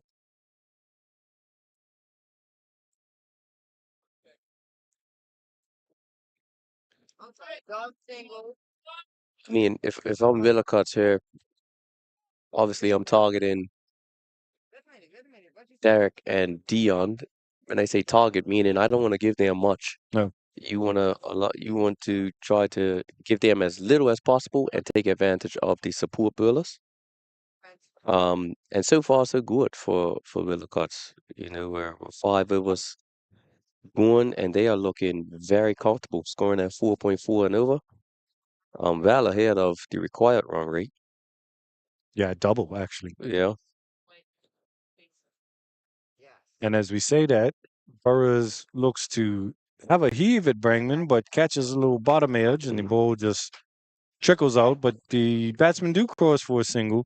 And Con, you make a good point. Just sort of see off these two bowlers. These are obviously two of the better bowlers in Bermuda. We see that every year at Cup match. I did mention earlier, Friday has turned into a Dion and Derek day for Somerset. As Brangman bowls to Basin, a loud appeal, Then and another the one. umpire is not moved. So yeah, it would probably be best to just see them off with minimal risk and try And to limited damage. and limited damage Yeah, limited damage. and just try to punish anything else because no disrespect to Southampton Rangers, these are two premier bowlers who have been brought in as guests, and they don't really have anything to compare to those in the roster. Yeah, so it looks like Jacobs will no, Isaiah Taylor will bill again, and this is my first time actually seeing him bill. And he looks like a stump to stump bowler. Looks like he has some potential, can hurl a line and length. So Rangers will want him to. What they will want to get as much overs out of him as possible. Trying to steal a wicket or two. Um, because realistically, they have to save Derek and Dion for guys like Gennaro and Dominic Sabir and Deontay Darrow, who's down in the middle order. So you don't want to use up your strike bowlers against the support batsmen per se. Absolutely. And as we discussed that was the end of the over. As mentioned, Taylor will continue. Willocots are 26 for the loss of 0. They have not lost any wickets. And we just saw Captain Burrows getting a little, look like a quick stretch and some fluids on board. Very hot out there, Con. Very hot, beautiful breeze going across. I guess I could say that because we're in the shade Yes, sir. here, but it is very hot on the field. That one was a little short and got the punishment it deserves as Burrows turns on that and hooks it for 4. His personal total to 22, I believe.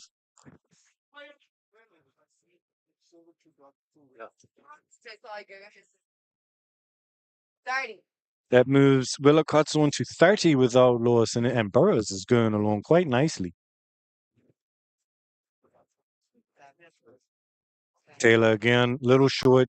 He didn't get all of it, but he got it over the rope off one hop, and that is another 4 runs. And commentators curse again. I just said it looks like Taylor can hurl the line and length, and as soon as they say that, he builds 2 long hops and gets dispatched to the mid-wicket boundaries on back-to-back deliveries. Um, I so think as previously stated, Willocots are motoring along at 5.37 runs per over, double. They are well ahead of the run rate. They don't need to do anything rash. They just need to continue playing risk-free cricket, and they should be able to win the game if it remains the same. and as we said, they'll be looking to capitalize on anything outside of American, as you just mentioned, commentators curse. We kind of set Taylor up there, Yeah. and he's now changed his field just in case he bowls any more short deliveries. He's got Brangman out here now as he bowls to Burrows again. Burrows just watches that one wide of the stumps.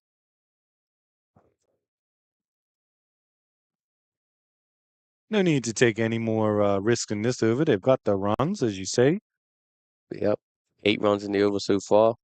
2 balls remaining as he continues right arm over the wicket. That one a fuller delivery. And that's a wide. Too wide of the off stump.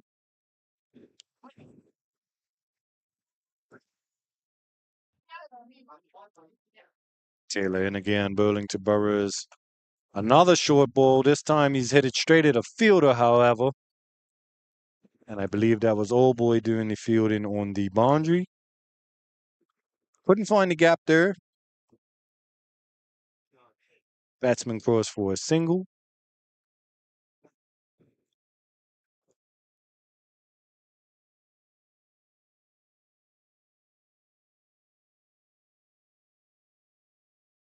Taylor will now be bowling for Basin as we switch the field.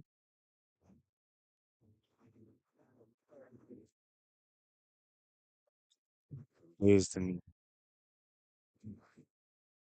has a swing at that one, manages to connect, but drives it straight at Derek Brangman, and that is the end of the seventh over. Willicott's 36 without loss, chasing a total of 148 for victory. Yeah, they have started the innings in positive fashion. If I'm Rangers, we need a wicket or two to kind of slow this momentum. Yeah. Willicots do have some quality batsmen in the hutch. So the White, Bairstow, and Solomon Burrows definitely doing their part and setting a platform for the middle order. Solomon Burrows scoring very quickly over a run of ball. Bairstow pulling up his end and working the singles along with a staunch defense that has kept the Rangers bowlers at bay. And Con, you did mention the middle order being packed with Gennaro Tucker, Dominic Sabir, and Deontay Darrow. But let's not forget Antonio Darrow, Antonio Darrow. who I Yep. believe comes in third. hmm He is not an easy wicket to get. I believe he was in the 40s last round. Yep. So yeah, Quality batsman. quality batsmen in this year. But these two have started off brightly, built a good foundation. As Stovall comes in from the northern end, and Burrows just punches this one out, and there is no run.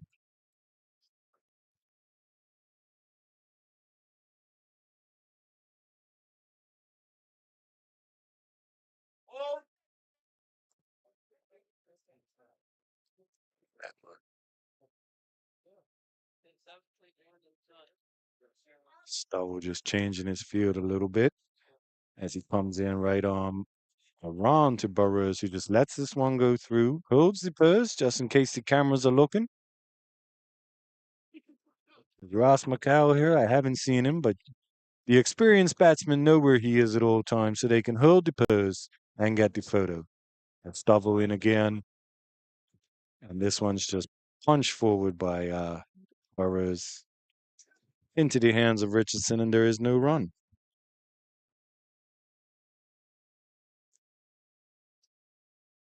Stovall in again, and Burrows, as we said, not trying to take any risks against Stovall,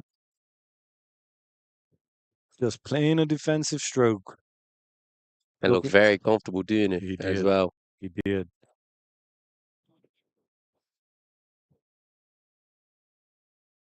Stovall in again. And Burrows smashes this one. Excellent shot. Just as I say that, he goes over the top, and that ball goes for. Ores has moved on to 31 off as many balls. He's looking very So, comfortable out there. yep. And look at him. He's ready for the next ball already. Very focused. And that one wrapped him on the pad. No, nothing given. Stovall was convinced, but the umpire was not. And that is the end of the eighth over. Charlie's on 31. And Evans 42.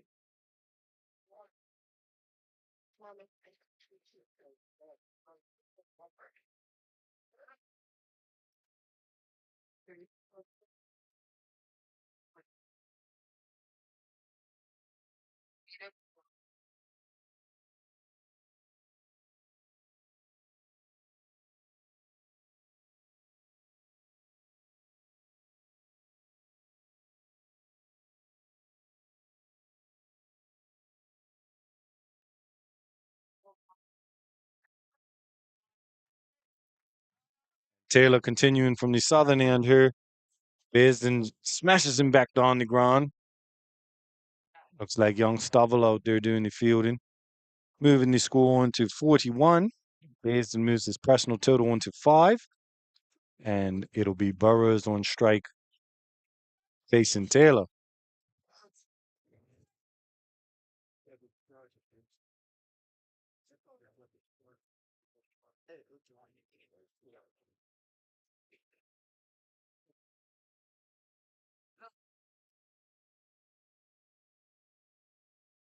Taylor in bowling to Burrows, and he skied that one.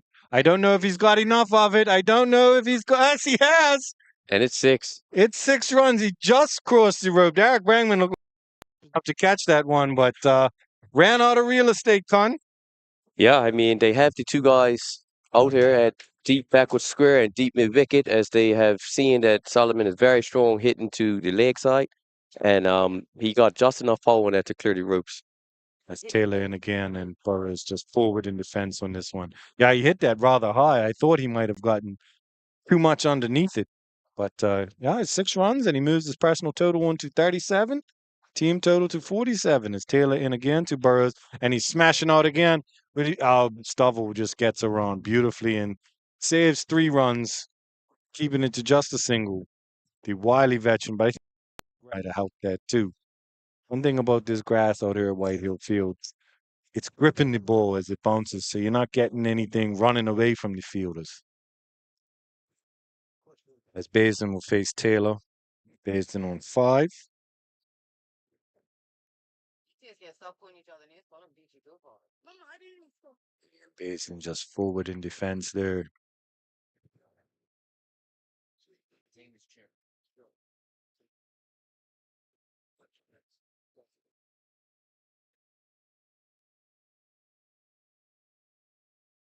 And Taylor in again to Basin here, right arm over. Basin forward in defense.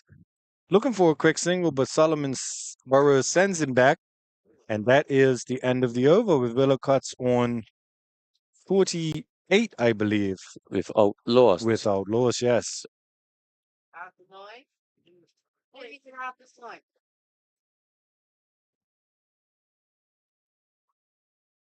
38 and 6. Yeah, Willocuts, this is a perfect start for them. They couldn't have asked any more from the openers. Batting with intent, not taking any unforeseen risk, and they are batting within themselves, and they are scoring at a healthy run rate. Rangers need wickets to slow down this momentum, but wickets only bring the dynamic duo of Dominic Sabir and Gennaro Tucker. So it's a catch-22. Yes, most definitely. And as we say that, Dante Brangman looks like he is going to come back on for second over. Rangers are shuffling the bowlers around, trying to, break this partnership. Hasn't worked thus far, but they will be hoping that with Dante Brangman coming back on for his second over, they can steal a wicket or 2. Yes, and just mentioning that, Con, Willocuts now 100 runs needed to win. Yep. 148 will guarantee them as match winners and keep the Western County Trophy up at Naval Field as Brangman runs in, building to Burrows. It's just forward in defense, watching the ball onto the bat, not taking any risks.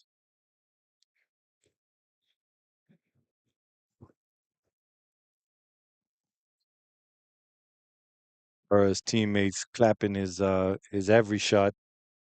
A lot of support coming from the Willocuts bench as Brangman builds, and he's caught this away beautifully.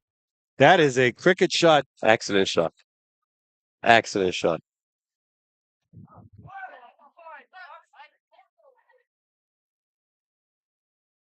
Solomon Burrows looks up for this. Obviously looking to make up for that run out the last match Yes, where he hit a 6 and then ran himself out. And but he is definitely batting on the front foot and taking this game straight to Rangers. that was a lovely cricket shot. Brangman in again. And this time Burrows just forward in defense. Burrows has taken his total on to 42 with that 4. 42. 28. Team score 52 without loss.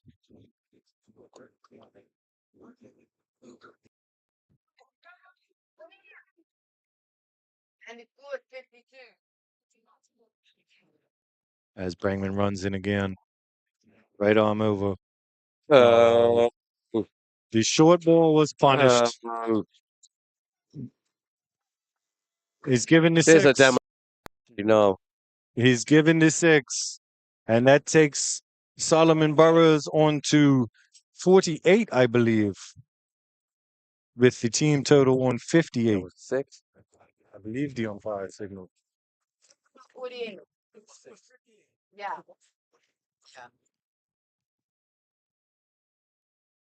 He cleared the rope there. We have confirmed and moves his total on to 48. Sprangman in again. Oh, and he's beating him with that one.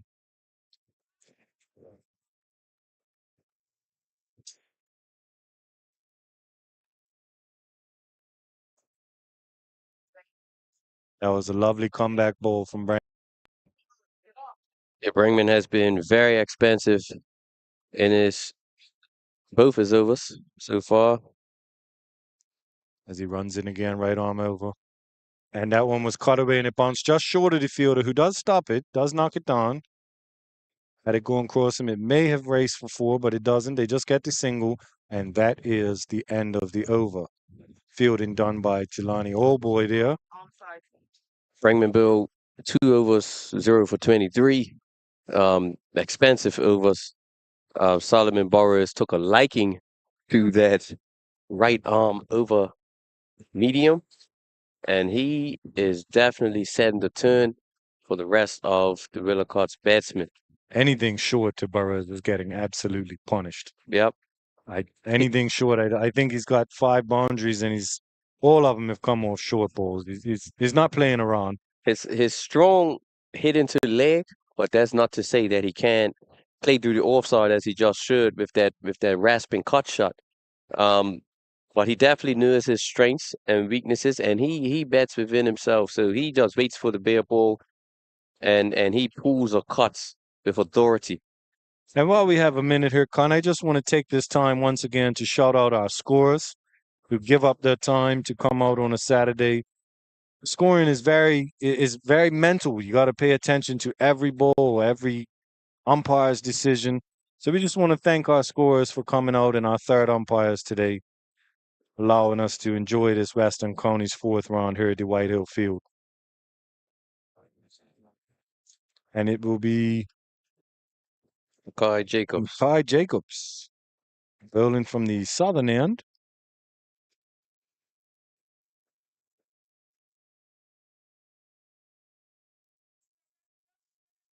Scoring 59 without loss after 10 overs. So I believe that's the end of the power play, yes? Yes. We can see some more fielders outside. However, that does not mean you can lose your line in length, because as the old saying goes, you can't set a field for bad bowling. As Jacobs in, right arm over. He floated that one up, and Burrows just sort of tried to guide it back down the pitch, but Dalen Richardson gets around quickly and does the fielding for no run. Jacobs back at his mark. And again, that's a good line in length. Well fielded off of Dylan Berlin as well. Yep, driven straight back at him, and he got down quickly. Not sure if he's got any goalkeeping in his pass, but he looked good there. Jacobs. And Burrows looked to scoop him. No And need for that and his whatsoever. teammates, But he wanted to go to his 50 in style. But there's no need for that at his all. teammates have quickly told him that is not necessary. Yeah, whatever you like. Jacobs is going to look to frustrate him as he continues right arm around the wicket.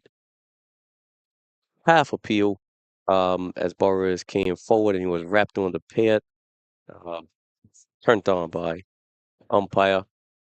So that's 4 straight dot balls. So Jacobs bowling relatively tight right now. Doing the job for his team to the best of his ability.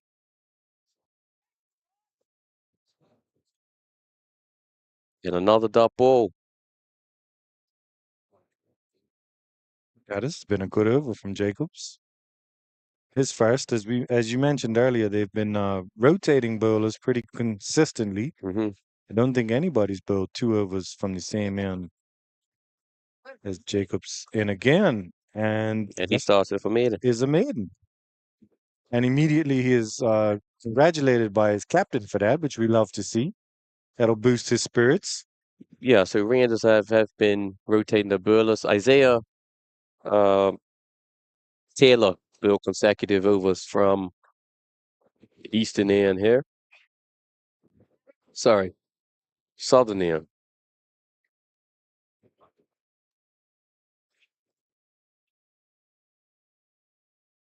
Like a discussion going on as to who will bowl this over. Rangers, they need a wicket. No ifs, ands, or buts about it. Willicots have the momentum. You hear the loud cheering to my right as they encourage their opening pair to continue batting. Don't just be happy with a 50 or 60 run partnership. Keep it good.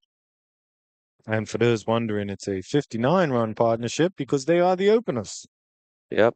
And Dak Bregman is going to continue. This will be his third over. That's through and a run. The white goes for the expensive drive, and it was collected cleanly by wicketkeeper Nokori Smith.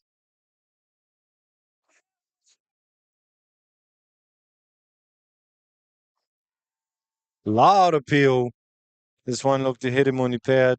Umpire is unmoved. The white doesn't have to do anything silly here. Solomon is batting very well. All he has to do is rotate the strike and wait for the bare balls. Willicott's a valor here in this game. He has to show his experience and bat risk-free. As we said, just see off Derek and Dion. That's it right there. That's the one as he just goes on the back foot foot and defend. punches that ball straight back down into the hands of Bregman. And that's no run. Basin now crouching down.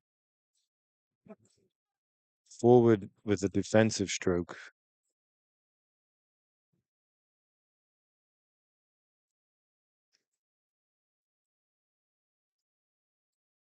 Bregman again to Basin, and he's hit out at this one. And I think he thought it was going for 4. He didn't run the first one hard, and thus is kept to a single.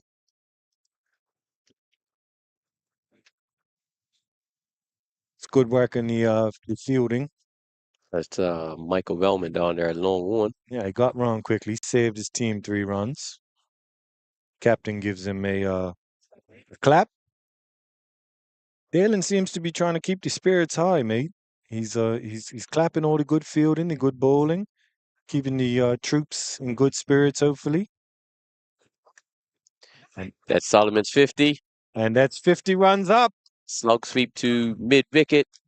That's a half century for Solomon Burrows. And he's been batting with a purpose today, Con.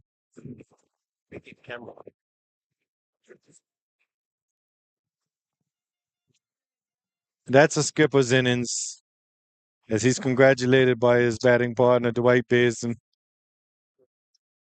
Burrows has come out with a purpose today, and he is rewarded with 50 or 48 balls, and he will look to continue.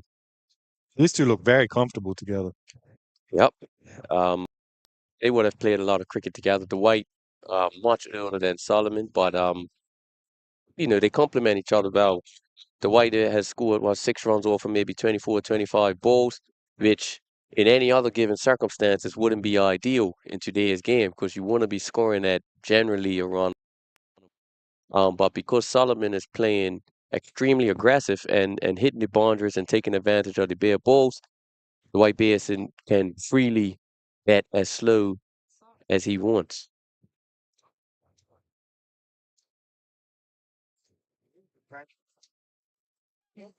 And you hear Herbie Bascom telling him to bat on. And as he says that, he's down on one knee. Ooh. And he looks to have cramped up. He went down on one knee and smashed the ball out to Derek Bregman. And it looks like he's cramped up. He's down on the ground now, getting stretched Looks like a hamstring or a calf.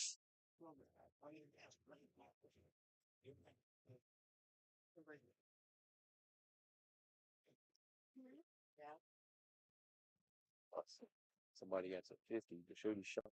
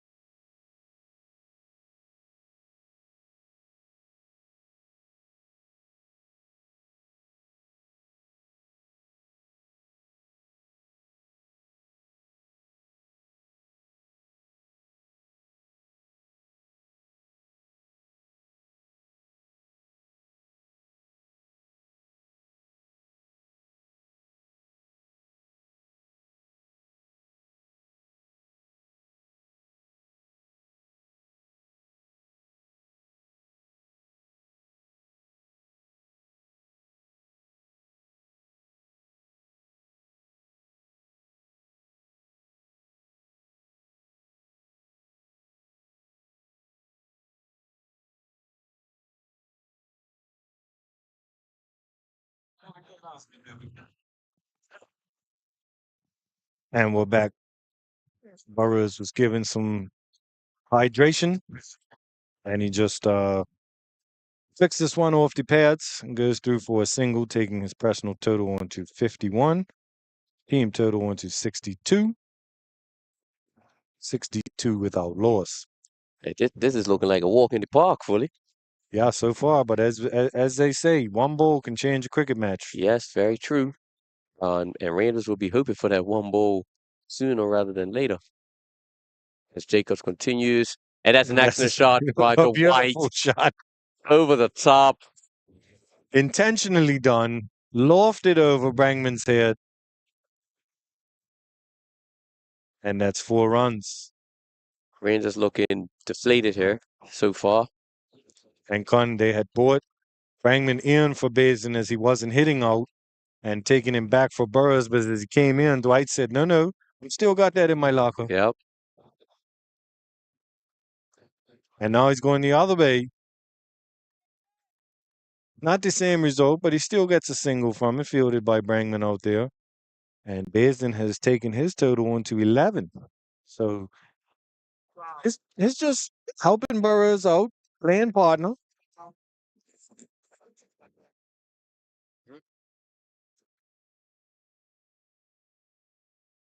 Jacobs into Burrows, and Burrows smashes this. Oh, that's a drop.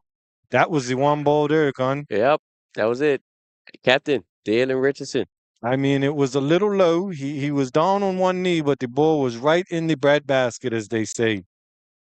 And I think even Richardson knows that is a chance dropped. And I keep saying it, Con. There's many sayings in cricket, but one of them is catches win matches. Yep. Jacobs in again. Excellent. And Burrows just flicks this one off almost rolls it off the pads. That's the end of the 13th over. Willicott's move on to 68 without loss. Ross Solomon Bowers on 52 or 52 balls. The White Basin on 11 of 26. And things looking very pleasant for Willicott. Yeah, they don't look like they have a care in the world at the moment. The shed is in good spirits. The batsmen are going well. The scoreboard's consistently ticking in the right direction. So not much to complain about if you're a Willicott's player or fan at the moment. But as we say, one ball can change everything.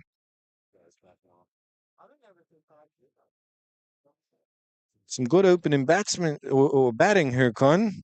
Got a young opening batsman to my left. I hope he's taking notes.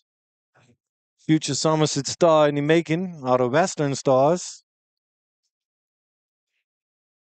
Well, well played by Solomon Burrows. Derek Brangman just bowling a length ball, and Solomon Burrows goes forward and works it to square leg region, and that's a risk-free single Yeah. for him all day. And his partner was on his toes and ready to run this time. They seem to have figured out the communication from the last game. Sprangman in again, left arm around to Baisden. Baisden kind of did a little bunny hop and then just flicks the ball to the offside. And they go through for a single. The future Somerset star I'm talking about is young Jaden Manders. He was a reserve for Somerset this year. Congratulations on your cup match victory. He got out there a few times. Any catches? Not this year.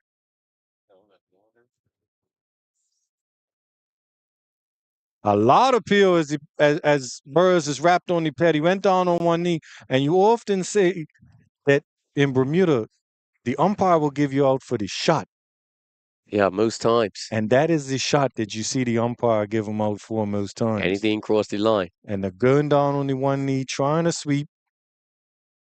Nothing given this time. Brangman in again, left arm over. And Burrows, again, just flicks this one. And they go through for an easy single. It's too easy at the moment, Jakan. Yeah, definitely have to take some risk here. Because really they can just milk the ones and twos and win the match. They're well ahead of the game. The run rate is 5.20 over. Derek continues, and he's built. And that's the one. He's built. The White didn't have to do that, but he's up in age, probably hydrated, a little tired, and wanted to start playing his shots. But this did his job, really. 71 run partnership. That's a good start. His being clapped off. He knows he didn't have to do it. He's walking off smiling. So you might be right. He might be a little tired, a little fatigued.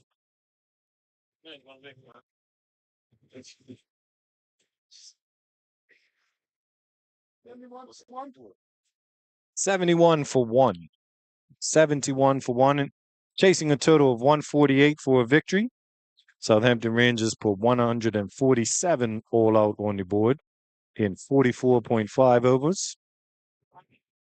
Jalen Richardson was their top scorer with 73. Brangman chipping in a very helpful 36 to dig them out of a hole. And in reply, Willocots have Ross Solomon Burrows on 54 not out. Incoming batsman Antonio Darrell.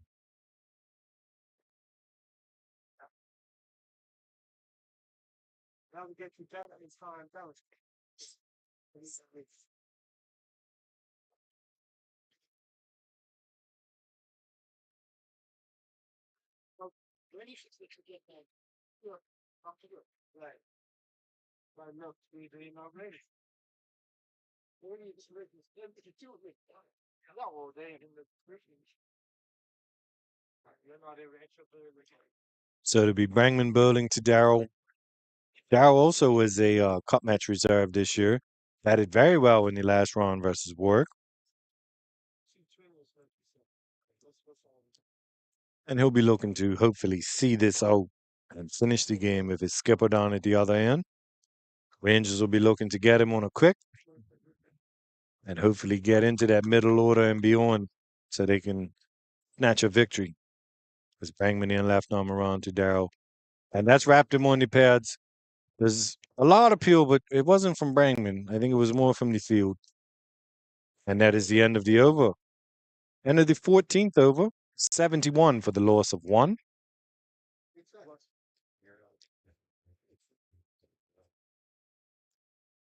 Mackay Jacobs to continue by the looks of things. He'll be bowling to Solomon Burrows, who has looked in ominous form from ball one, looking very comfortable. just about everything hitting the middle of the bat. He's played straight. He's played square of the wicket on the on and the offside, and he was just dropped by Captain Dalen Richardson. So he would be looking at a century right now, just to keep going.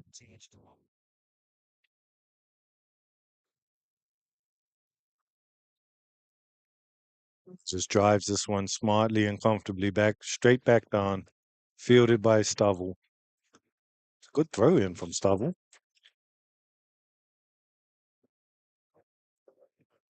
The ever competitive. No matter who Star was playing for, he don't like losing. No, not at all. He doesn't like when the teams he supports lose either.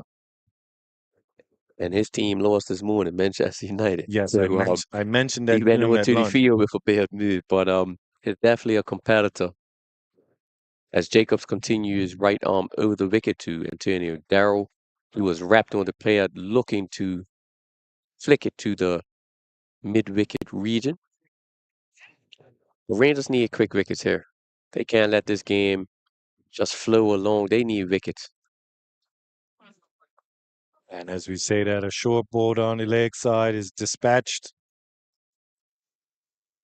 Did it make? Yes, Yep. it did. It made the road. That's Mackay, right? Chased well by, it looked like Bauman, Yep. but no, that was just hit too hard. Bad ball being punished. And you can't set a field for that. I mean, you had the field set. You're not setting it for a rank long hop on looks on the leg side. So as Jacobs continues, and that's a wide. He is kind of going both sides of the wicket now, and that's not good for captain. Because you will have your plans in your head, but it can't be helped by a inconsistent bowler. As he continues, and Darrell punches it, covers off the back foot.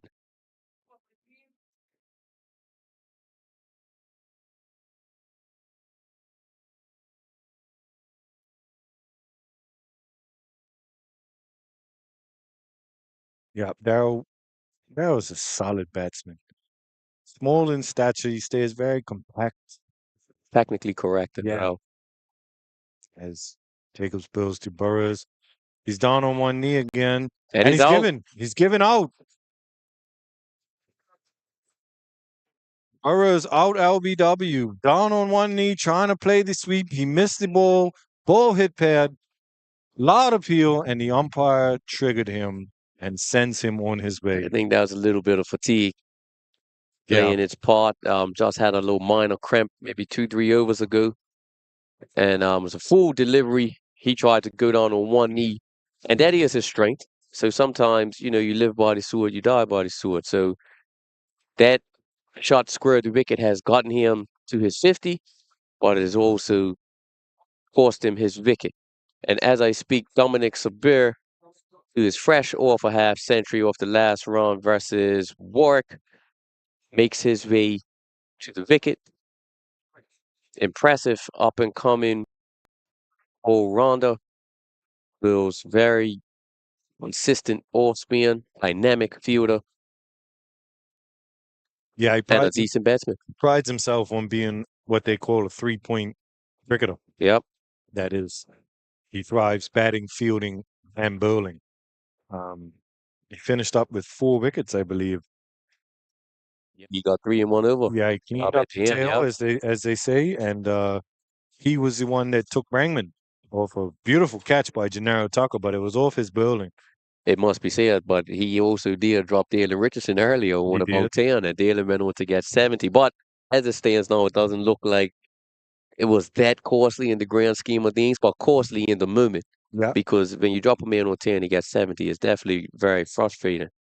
I don't know But about you, but around Somerset, they would tell you owe us 50 runs yep. or 60 runs, whatever he made after the drop. That's what you owe us with the bat. And Jacobs into Sabir, and he hits it straight back down.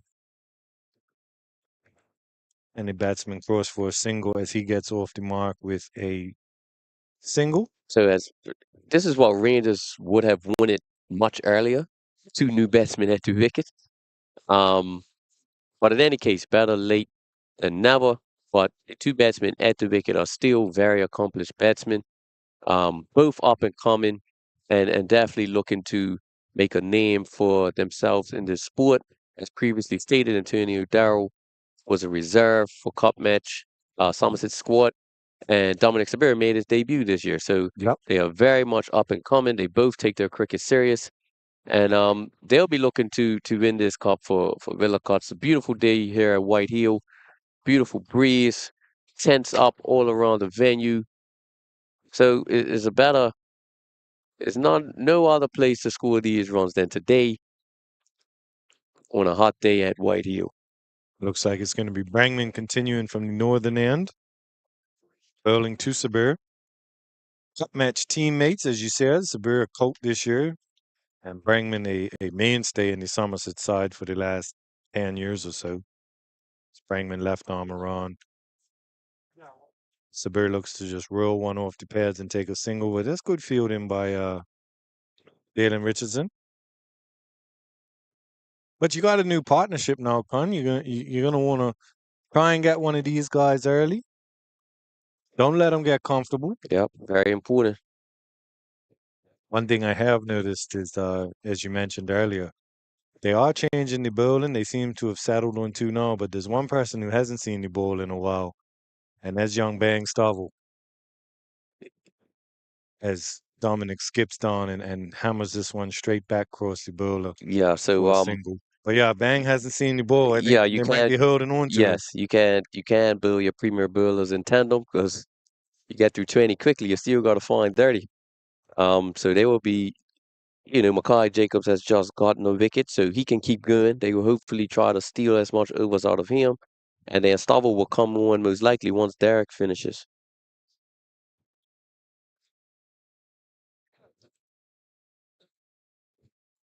As Darrow plays this one straight to the hands of Stavel, who fires the ball back in across his head to the wicketkeeper, but nothing wrong with that. Ooh, that one beat him. A little bounce out of the pitch and a faster one. Darrow was looking to play a defensive stroke. He didn't make contact, and it was collected by keeper Smith. I have 80. And we have finished the 16th over. 80 for the loss of 2.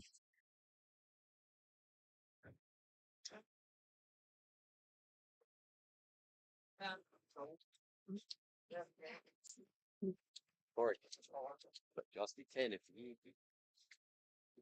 Okay, let's turn that over here.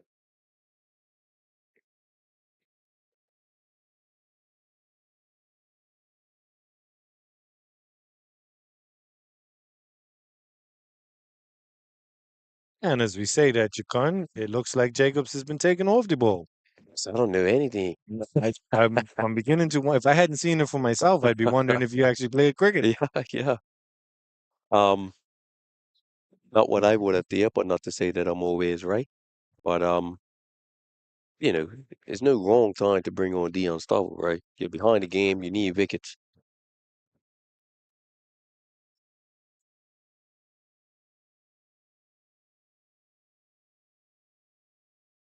Just trying to.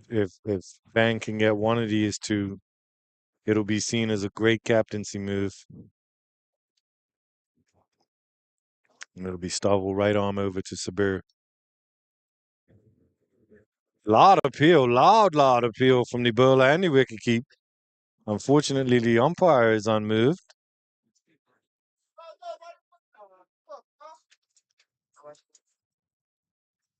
And the questions from the sidelines are thrown at Stovall. But it's always worth a shot, right? Stovall in again. Sabir looks to drive him. That's great fielding from his own bowling by Stovall. Ball was smashed back to him and he's down quickly. Stovall, another one that gets through his overs pretty quickly as he bowls here to Sabir. Looks to put him away, but doesn't really get a hold of it.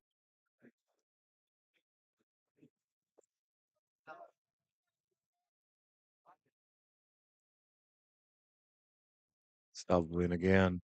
And Sabir's got this one back crossing. And that'll be a single. Darryl was looking for 2.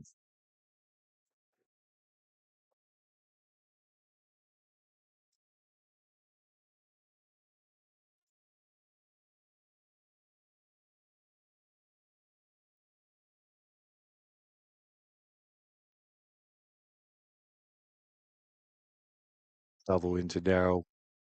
Darryl just watches this one. Why? 2 wide. Why fold? Since I thought one boy.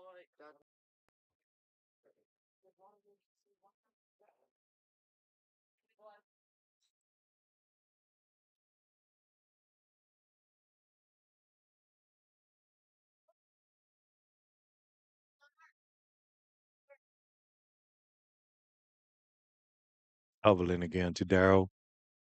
He's missed this one. He's going through to the keeper who takes the bails off, but Darryl was not out of. He hadn't left his ground. Good wicket keeping though. Reminds me of somebody else. I don't disturb the stumps though, con. You used to just take one bail without. Correct.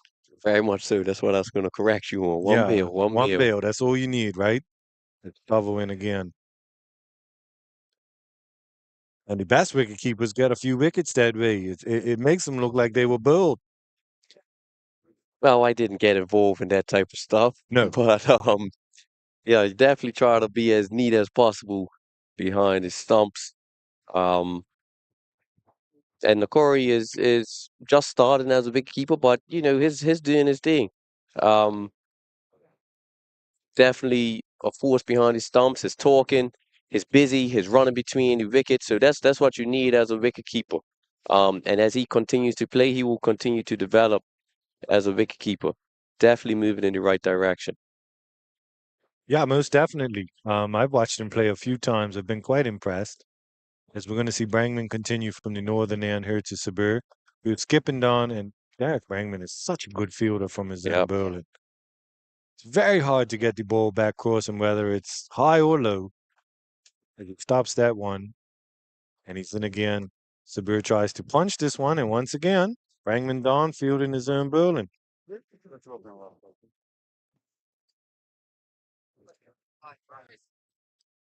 Brangman in into Sabir again. Oh, he just flicks this one off the pads. And this time it was Sabir pushing for the 2 and Darryl telling him no. So the non-strike batsman is really putting in the work for Willicott. No matter who it is, they're looking to push on. 3 dots. 1. No need to take any big risks as we move on to 83 for 2. And Brangman to Darryl. Darryl down the wicket. Punches this one straight at Dion Stavu. Or Dalen Richardson, I'm sorry. That was to Dalen Richardson. Brangman to Darryl again. Tried to flick that one off the pads, missed it, but it was a wide, so you get the run anyway. 84 for the loss of 2. 35th was the wide. Yeah. And that one was hit to Stavel, who does a great job fielding, limiting any damage.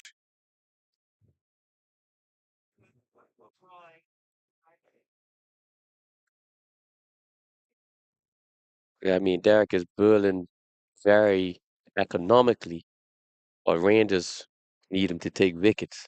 He has taken 1, but they would have been banking on him taking 2, 3, or 4. Due to the circumstances, but he is trying his best. He's varying his pace. That one was much slower than his stock ball, and Antonio Darrow drives it up the park. It was misfielded by the bowler, and they scampered through for 1. And that's the over. At the end of the 18th over, Willicotts are 85 for 2. Antonio Darrow on 6 over 12 balls. Dominic Sabir for 4 or 11. And we are A drinks break. Yep, water break. Just to put it into perspective, Con Willicott requires 63 runs for 32 overs with 8 wickets in hand. So 63 runs off 32 overs. Plenty of time to get that. They're moving along at a run rate of 4.72 The required run rate is 0.7, so it's looking rather comfortable right now. Yeah, very much so. I mean, Rangers have 2 wickets, but they would have wanted at least 4 or 5 in this first stanza. 18 overs gone. Ross Solomon Burrows definitely bedded Willicotts into a dominant position with his aggression, his stroke play. The crowd was definitely with his batting ability. The White Basin, on the other hand, has taken his time. With Ross Solomon in the mood he was in, the White didn't have to do much of anything. All he had to do was play defensive and rotate the strike where needed and hit the odd boundary, which he did. Fatigue set in with him, I would say, and he was giving out. He was booed. Yeah, trying to sweep. Yep. He had escaped one about an over or two before that, where again he went down on the one knee, tried to sweep. And we talked about sometimes you get triggered for the shot that you play, not necessarily anything else. And he tried the same shot, and this time he wasn't as lucky.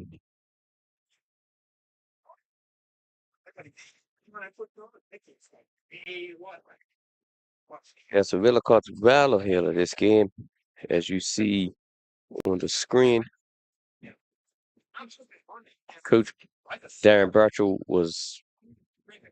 wasn't happy with the total, but he was definitely upset that they left 5 overs on the board. Who knows? That's 30 balls. You could have scored another 30 to 50 runs, but not an ideal batting performance from Rangers. But in any case, as he said, they have their runs. So now it's up to them to build Willicott's out. Willicott's definitely in a position of dominance as Coach Butchie B talks with his team right now. And we should be back in play in the next couple minutes.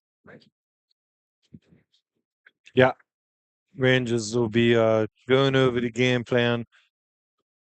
Butchie B will be talking, saying, come on, fellas, we need to break this partnership quickly. Get the next two, get into the tail end.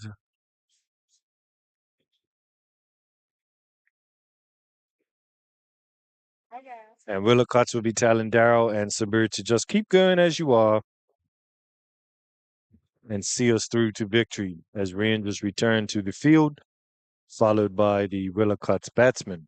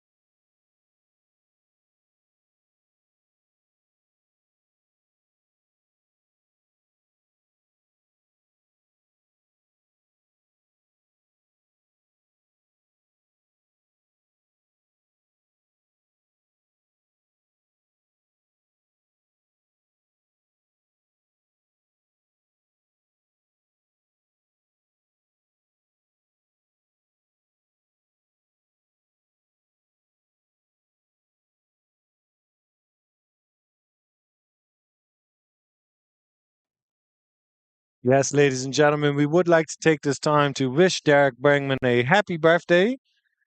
Birthday, Derek, from all of us here at Bermuda Sports Radar. Somebody asked how old he was, and he just said too old, but I don't quite think he's caught me up yet. So happy birthday, Derek. And we look ready to get back on the way. Also, a special shout out to my friend Alize Bailey, sending me some Arsenal highlights. Keep me up to date while I'm here working. Appreciate you. Tuned in.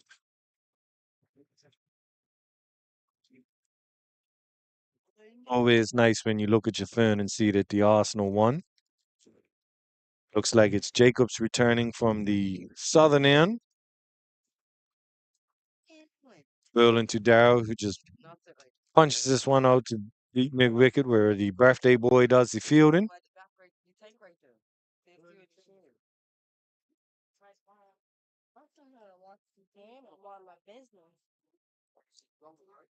You can't let her have a turn too, you know. No, she hasn't.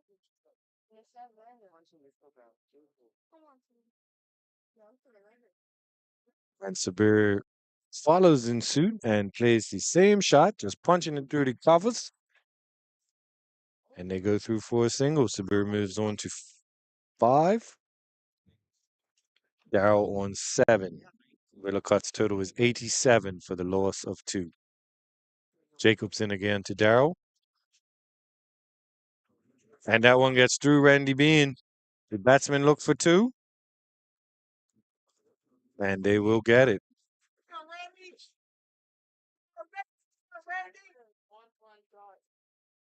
And Kavon Fablo takes this opportunity to give his opponent a little banter.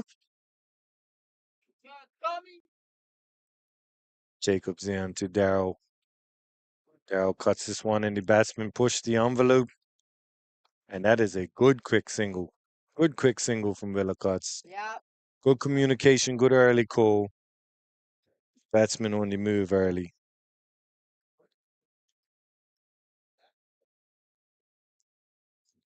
And Jacobs will be bowling to Sabir.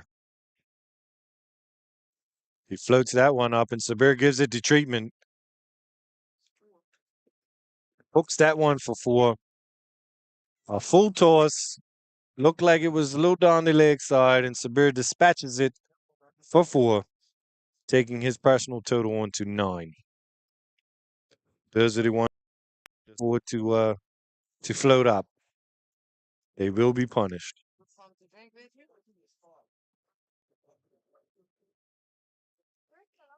Well, we'll find tea, you know? And Jacobs with a beautiful delivery forces Sabir to just punch that one straight back down the wicket into his hands. And that is the end of the 19th over. 94. 94 now for the loss of 2.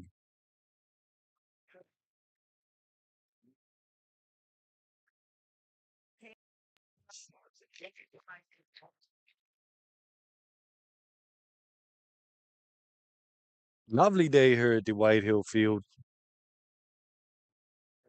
Tense all around. Crowd in good spirits. Willicott's going along nicely, chasing the total of 148 for victory. 94 for 2 after 19 overs, requiring 54 runs from 31 overs to win this match with 8 wickets in hand. As Dion Stavo looks like he'll be bowling from the northern end. Yeah.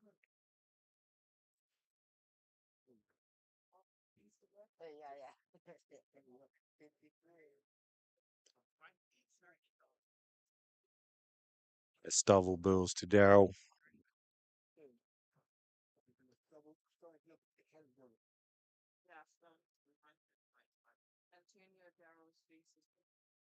And he's down on one knee. Lot of peel.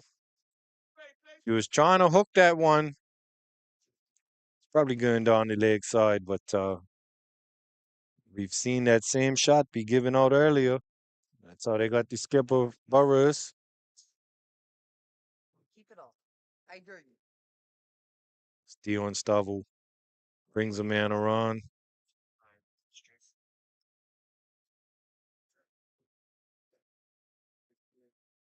And he bowls to Darrow here. Darrow forward in defense. Very solid, very compact. And there is no run.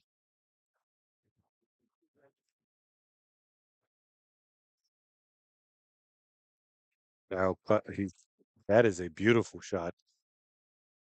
I think the grass held that one up a bit.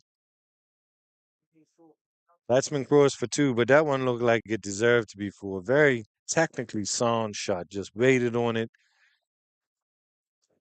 Caught it away. Right here. Where's Connie being, dude?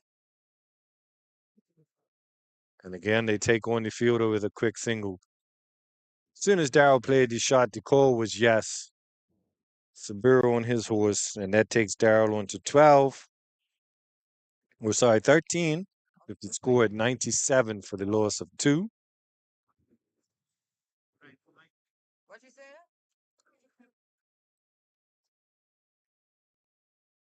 Hold on. That's the problem. Your fans want to. I'm scoring. Stovel will be building to Sabir. Sabir follows suit and plays this one straight back down the ground to out to Brangman, who does the fielding, but the batsman throws for a single. Sabir takes his total on to 10. And it's 98 for 2. Darrell's forward in defense here, playing a ball out to Richardson in the covers. No run taken. I think Somerset played big. Oh, that one beat him. All right. And that is the end of the over. All right. On your job. Charge up your channel a bit. I struggle to leave it. End of 20 overs. 20 overs gone. 98 for 2. Chasing a total of 148 to win.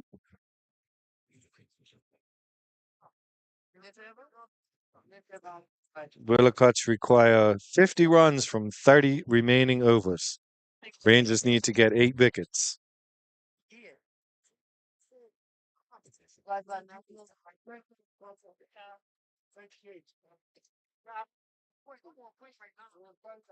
Yeah, I should took more just now. I saw like those apples. Of course, when I went to those places, right? Yeah, wait, I'm on green, right? Hey, what's up? Friend? Yeah. Thank you.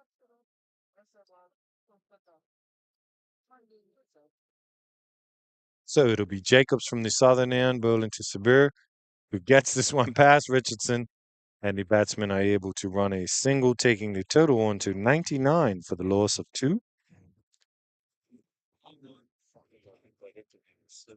99. 49 runs required to win. Just a great look.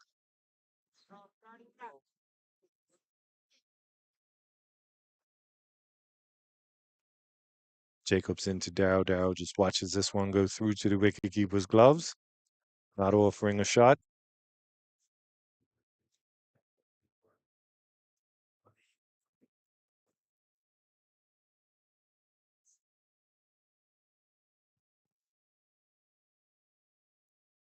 Jacobs, oh, that was a half chance, I believe. Yeah, and his follow through, stuck his hand out trying to get the quarter bill, but That brings up the 100 for Willicots, 100 for the loss of 2. in quick time, 20 overs gone, and they have 100. They only require 48 runs over 29.4 overs. Walk in the park if they bet properly. But they just need to continue to do that as Sabir just punches this one through the covers. As soon as he sees it's not directly to a player, they're off and running. As a gentleman in the background takes a spill on his motorcycle. Jacobs spills to Dow, bringing him forward in defense. Hopefully that gentleman's okay. He looks all right.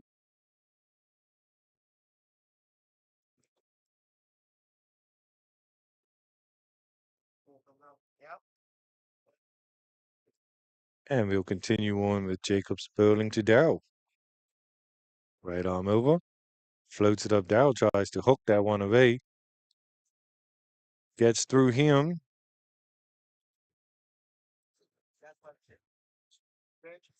And the batsman cross for a single, so 101. 102. Or 102, I'm sorry, 102 for the loss of 2. Run that over for me again. Yeah.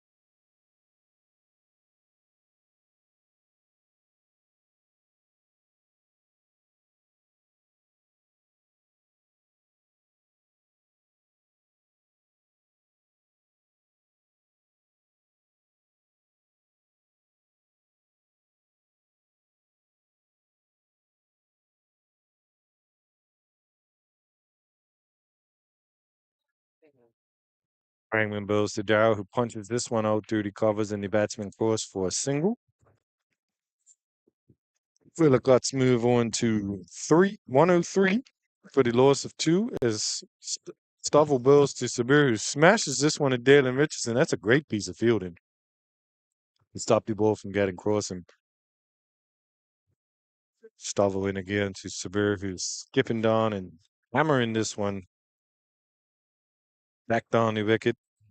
Yeah, Dominic Sabir, he's showing that he wants to use his feet to Derek and Dion. It's not just going to let them dictate their line length. Or he's trying to force their hand by using his feet to them. So that's definitely showing some good intent. And Antonio Darrow is looking to follow Dominic Sabir's lead, using his feet to Dion Stovall as he drives it down to the long on boundary for 1.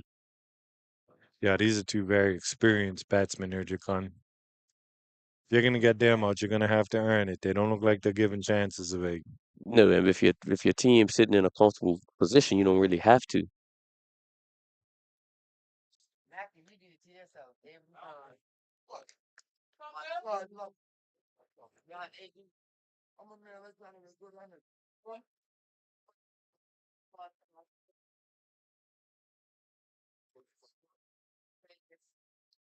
Ooh. Outside edge that beats the keeper. Seriously? Just beat the stumps. Right?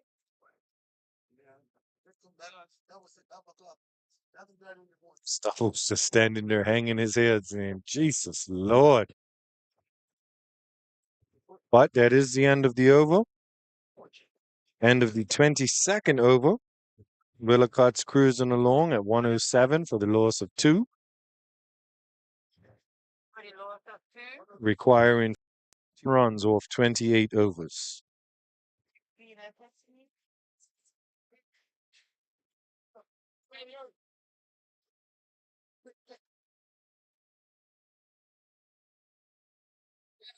What hasn't worked in Rangers' favor is that Stovall hasn't taken a wicket yet. No. They like I previously stated, they would have been banking on Derek and Dion to take the bulk of their wickets. Although Stovall has been economical, he hasn't taken any wickets, so that is benefiting Willicott's. As Mackay Jacobs waits at his mark, build the first delivery of his 6th over. Yeah, his first 5 are going for 28 with 1 wicket.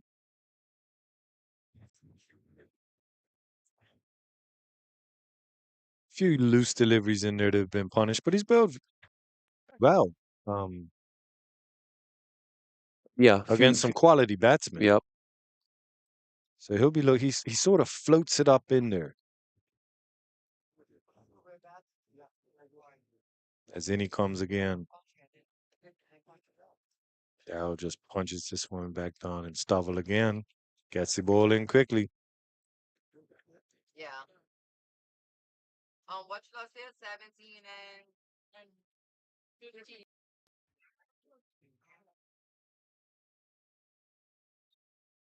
Well played. This one he gets it Punched up the across. paw. Yeah, he gets this one across. Stovall hit that one a little firmer, and they cross for a single. That's clear. Me and see what invited to play. Big team that was playing with today. Darrell moves on to 18, score 108 for the loss of 2. 40 runs required.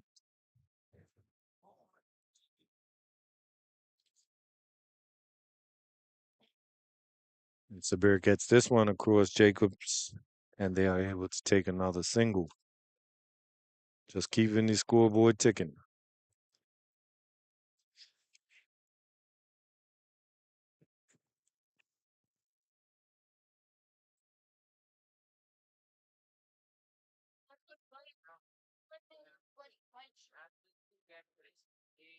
And once again, Darrell just plays this one back across the bowler, and they're able to take a single.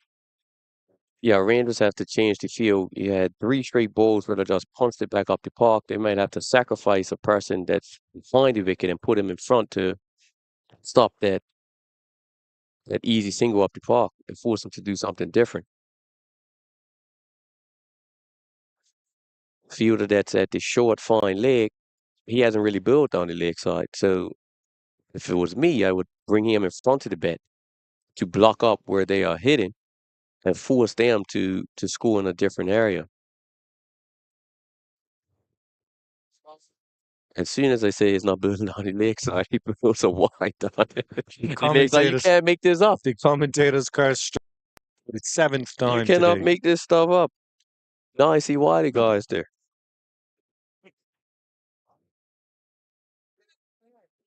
As Jacobs continues right arm over the wicket. Ooh, Sabir looked like he wanted to give that one a ride. It just sort of handcuffed him a bit with a little bit of bounce. And that's the end of the over. Willicott's 111 for the loss of 2, facing a total of 148 for victory. They require 37 runs from 27 overs. Tony O'Darrell on 19, Dominic Sabir on 16, a partnership of 33.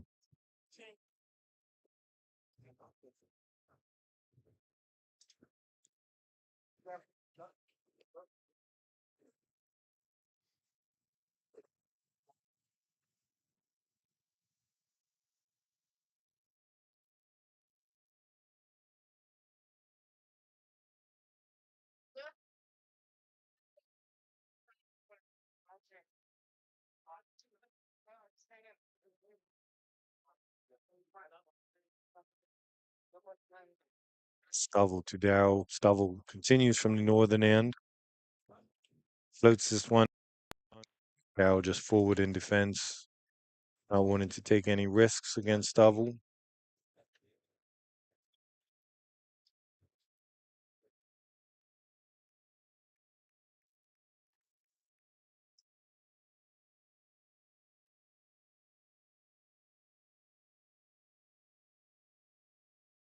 Stovall again into Darrell. He skips down the wicket and just punches this one back. Jalen Richardson gets around, does he fielding? No run.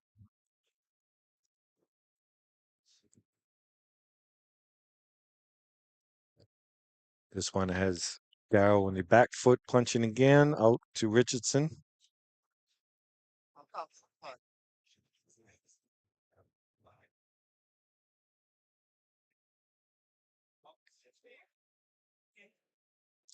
Very tight over here by Stubble, doing what's expected of him.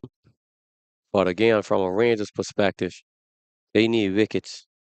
He's built 5.5 overs, 0 for 17. Very economical. But Willicott's well and truly on top of this game right here.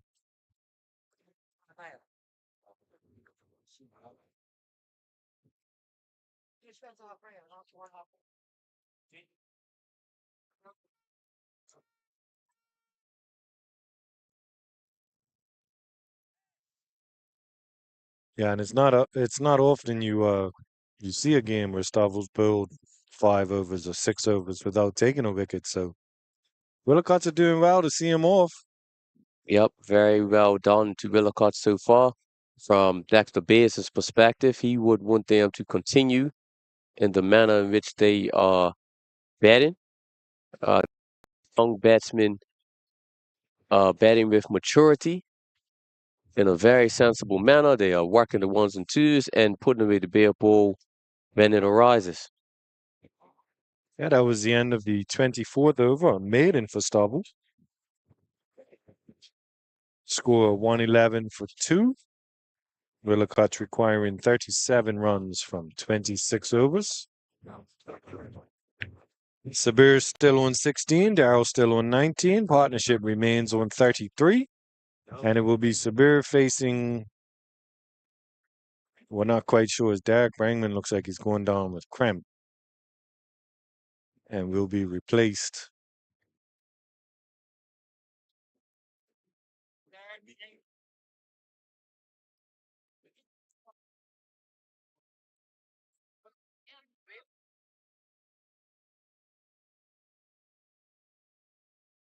Um, Derek has built again economical, but he's taken one wicket but he has a slight injury and is coming off, and his leaving overs on the table Yes, right sir. right now.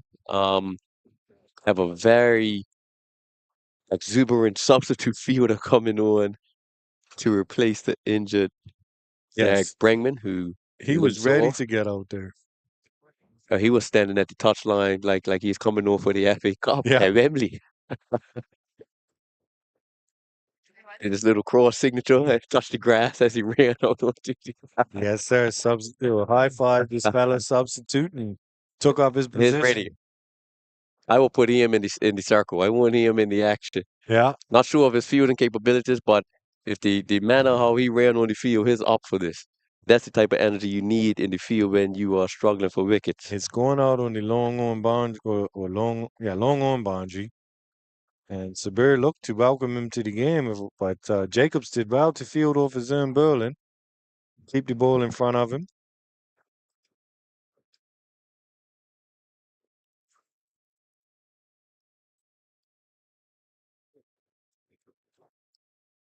As Jacobs comes in to bowl to Sabir, and this one Sabir punches down back down the track, and they go through for a single.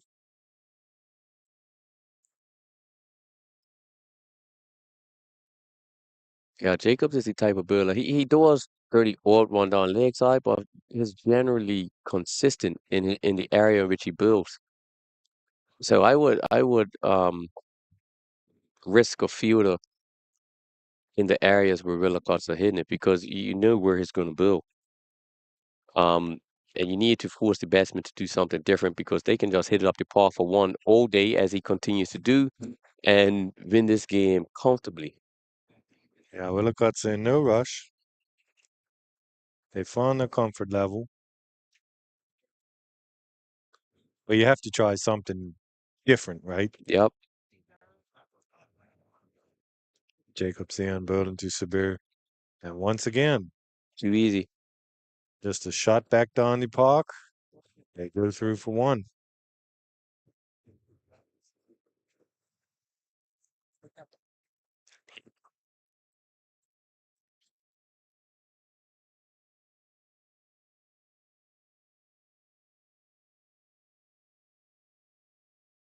Carroll does the same thing. Knocks it back down the park, and the batsman crossed for a single, taking the total on to 116 for the loss of two.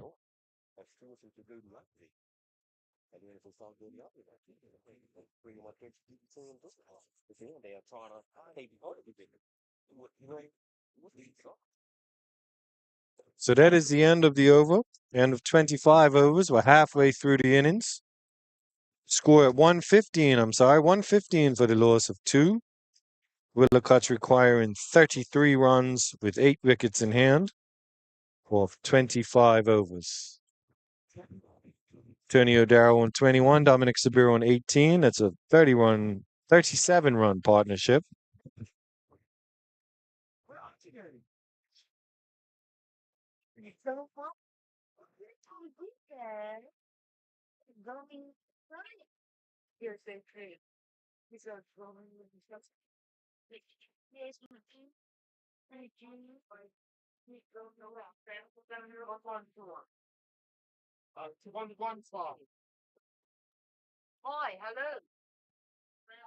Rangers in deep discussion out on the field. They're trying to figure out who's going to bowl the upcoming over. They look flat. They look like they are crawling towards an inevitable defeat. It looks as if Stovall will continue.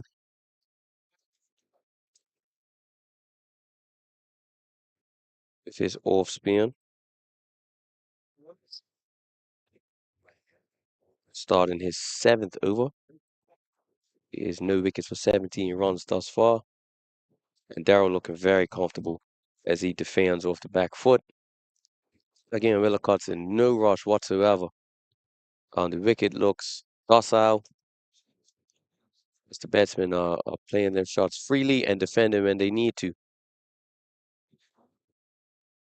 He might not be getting wickets, but he's still fielding his own bowling Hmm. incredibly energetically. He's not giving these guys anything. One thing about Stovall, if you're going to beat him, you got to earn it. Yeah. As he runs in again, and Darrow just flicks this one out to old boy. Batsman cross for a single. And from his perspective, he's playing as a guest player, so he's also trying to lead by example in regards to how you conduct yourself in the field, no matter the position of the match. You give your all. That's a bit powers this down to long one, where it is fielded by Michael Wellman.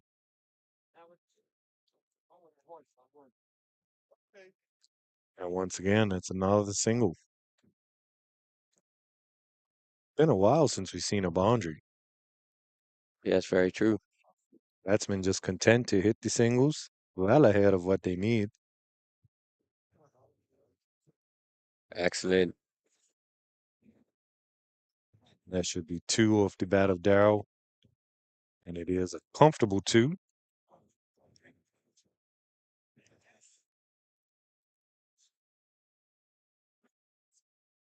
Takes the score on to 119 for the loss of two. Darrow on 24, Sabir on 19. Stovall runs in again to bowl. This one a fuller length ball. And that is the end of the over. 7 overs bowled, 0 for 21. So Figures of the unstoppable. economic, but not really effective. Did they as effective as they would have hoped? Yeah. Um, yeah, they would have definitely been banking on Starwood to get 3 or 4 wickets. Um, but it hasn't worked out thus far. And Villacot's taking the scenic route to victory. And all do South Shore on the Uh, way to They're victory. taking a slow ride up the South Shore. Yeah, the meter's running. The meter is running. So they're not in a rush. They have wickets in hand, big bats in the hutch, as they say. And these batsmen are batting with maturity. Ones, twos, or boundary when required. Again, we want to thank our viewers for tuning in. Bermuda Sports Radar. We do have some interviews and some highlight clips on our social media platform on Instagram. That would be Bermuda Sports Radar, one word. Definitely showing some boundaries and some wickets. On our Instagram, we like to merge our coverage between streaming and Instagram or Facebook. You can view on Facebook as well in regards to clips. While there's a break and play, we would like to thank Barrett, who have sponsored Western County, Waterfield and Vallis, the Bermuda Government Department of Sport and Recreation, who sponsored Western County as well. We also like to thank the Somerset Bridge Recreation Club ground staff, who have had this field looking immaculate for all 4 rounds. And Western Counties would also like to thank Goslings, who have sponsored. As Clyde Jacobs continues down Lakeside. That will frustrate me as a captain because you're not bowling with any pace. So pace you have to be consistent. And be a frustrating bowler to hit. And he started his 8th over with a Y. And he doesn't even have anybody out there. So if he tempted the batsman to hit off the leg side, there's nobody there to stop it. It'll just be a boundary, Con. So like you said, keep it on the off.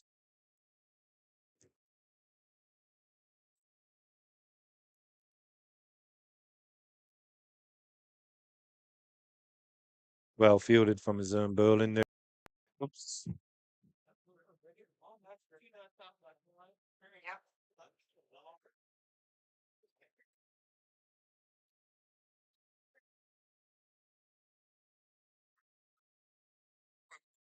Excellent shot. That is a great shot. 4 more to Sabir.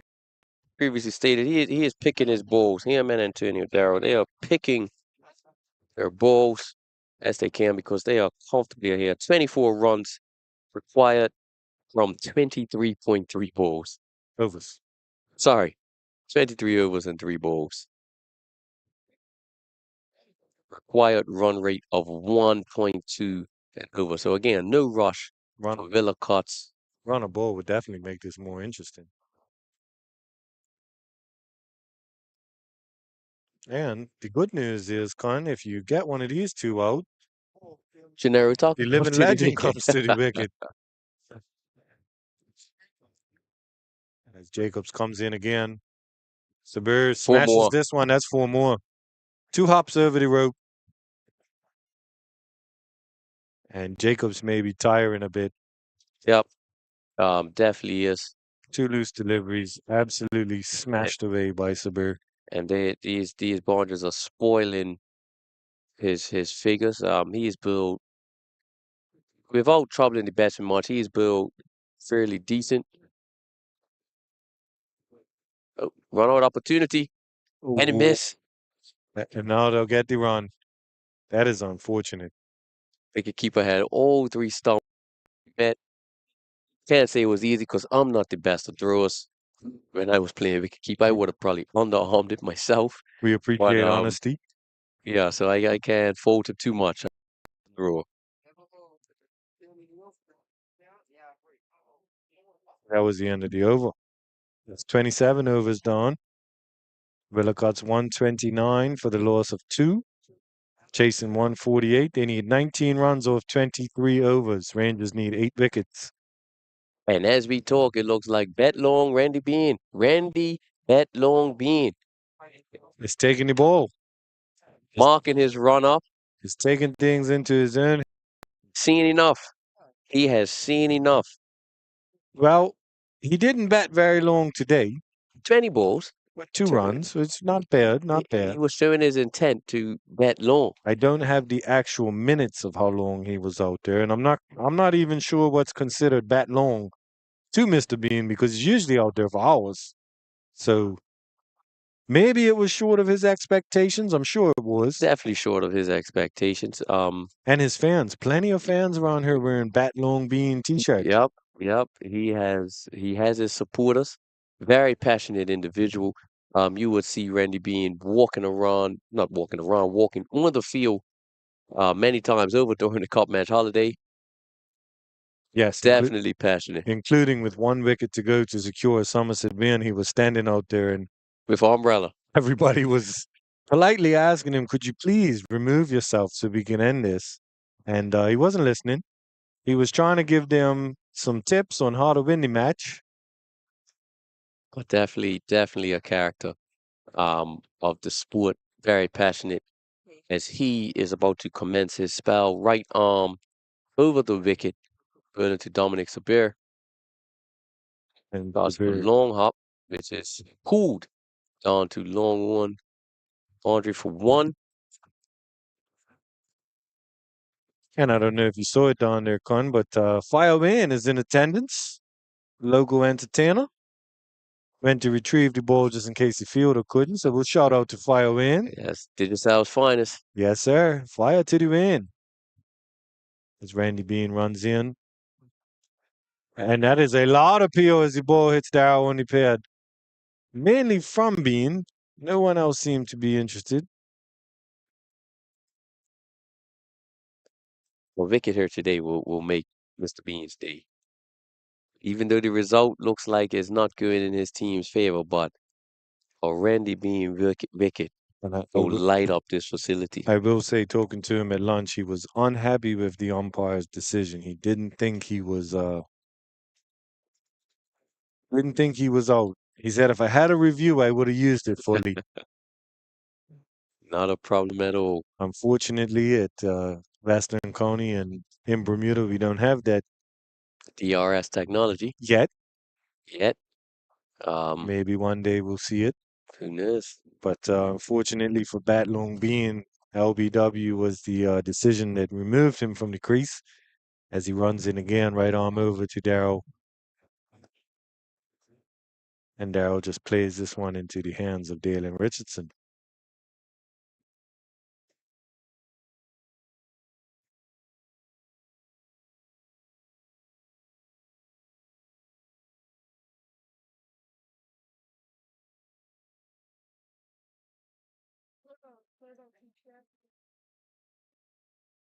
Ian comes in again. Excellent shot. Dow smashes that one past Dalen. Batsman looking for two. There was a run out opportunity, but a wide Oh, throw. Had a throw and Antonio Darrow was stranded. Yeah, most definitely.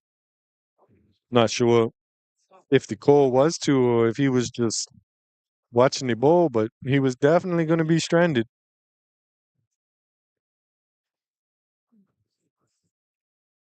16 runs required for victory for the Cots Nation. Hard and Searle, Royal Naval, Warren Simmons Field. Dow just flicks that one off his pads. Oh yeah, Royal Naval Field. If this match goes the way we think it will be a hot spot tonight. They say 2 weeks ago was a wonderful Saturday night. Luckily for Somerset, the next day we didn't actually have to play. We didn't have an opponent, as St. David's refused to show up because a couple of our players had been out enjoying some libations with the Cots Nation.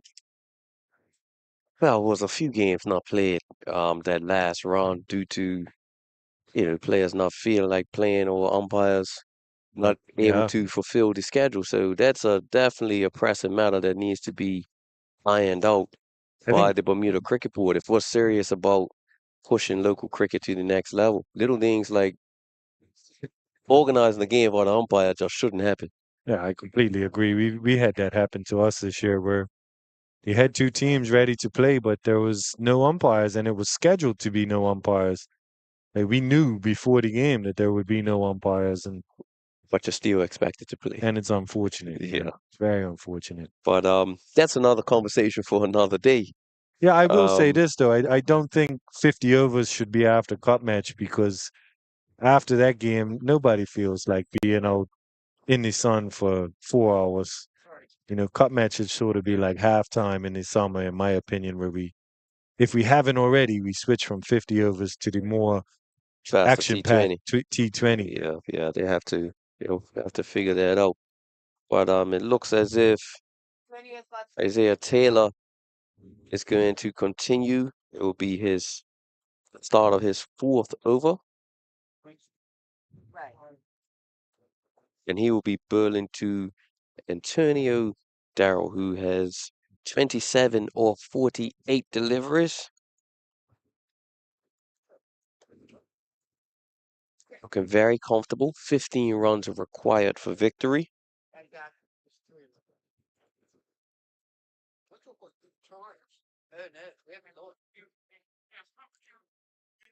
Here's a question for you, Jukun. Would we be playing more night cricket? No, No? is no facility on Ireland that is good enough for night cricket. Um, That excellent is a shot. shot. Can he stop it? Ooh, I think that was 4, but because the game is where it is, we're not going to test it. So they've called. Mr. Deal here, the third umpire. He made the call. But back to the conversation. We have some night games up at National Stadium, and not night games, but the game goes into the night. But we are cognizant of the fact that the lights aren't the best, so we want the game just about finished before we need the lights. Yeah, Um, Playing backyard cricket up police field, those lights are not the best. not at all. You look at the football venues, the rack PAC, those lights are not the best, so you can't really play a high standard of cricket with the lights so safely. Right. So to answer your question, no. Yeah, no, it's just something you've heard people throw out there, and Yeah. it's just a question to ask. hmm I personally wouldn't want to play night cricket, although it's cooler. Yeah, the team playing when you're playing night cricket, whoever wins the toss, you're going to bat first, so you can Yeah, bat in the light and force the other team to bat in the dark. Oh boy. That one was a short hopper that was well wide. That takes them on to 138, chasing 148. So 10 to win.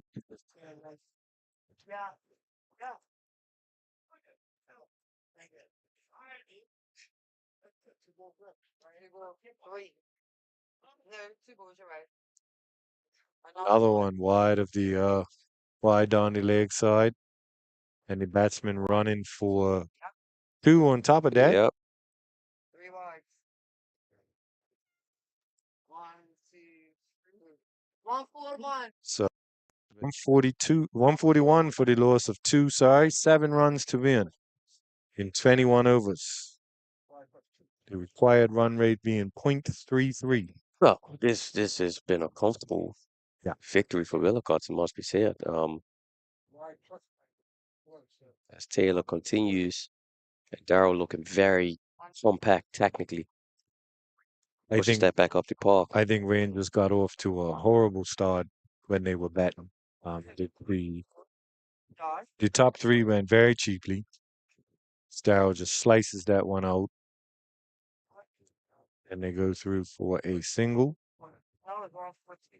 And then the bowling they haven't been able to get the breakthroughs.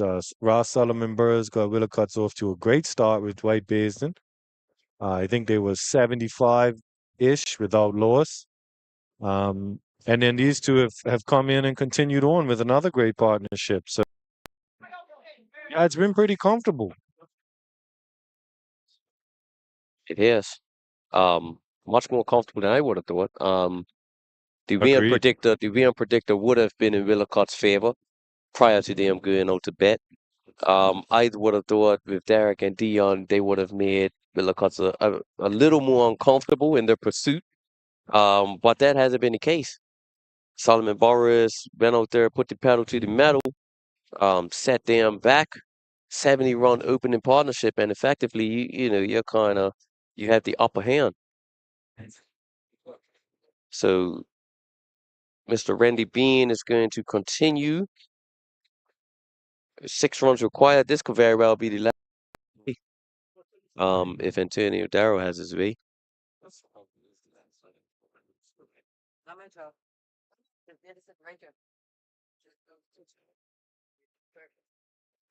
Pencil fire. Come get a candy. Come on.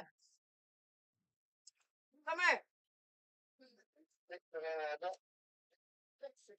6 required to win. Bat Long being with the ball, beginning his run up, bowling to Antonio Darrow. Excellent. Flicks that off the pads, and that is 4 runs. That is a cricket shot.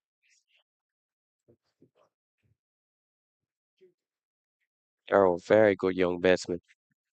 What they call that one? The flamingo up Yeah, on the Kevin front Peterson. foot. Yeah, Kevin Peterson used to play Peterson. there. My mate Alan Jr. tried that a few times at Cup match with less success than Antonio just had. And I have the pictures to prove it. Post them every year. Was the best part of Cup match for me was the Wednesday night. I'd always post all these pictures of Alan and his stumps pushed back or missing, or Randy into Antonio, and he's driving that's the this end one. of Antonio Darrow finishes it with back-to-back 4 cuts. Have won. They are the champions of the 2024 Western County Series. They defeated Warwick to reclaim the trophy, and now they have defeated Rangers to finish the year. And the Western County Trophy will stay at Royal Naval Field up there in Somerset. Darrow finishes on 40, Sabir on 28. And Willicots has won this match by 8 wickets. Just pull up for you on screen here.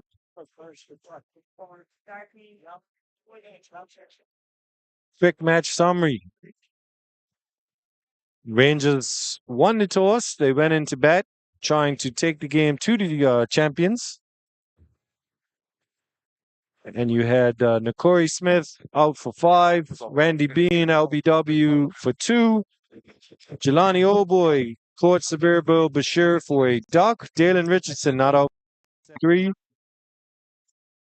Dion Stavel, Bill Bashir for 3, Derek Brangman caught Tucker Bill Severe for 36, Pam Tucker caught Antonio Darrow Bill Tavo and Fabla for 5, Michael Velman man-catted by Gennaro Tucker for 1, Dante Brangman caught Deontay Darrow Bill Dominic Sabir for 5,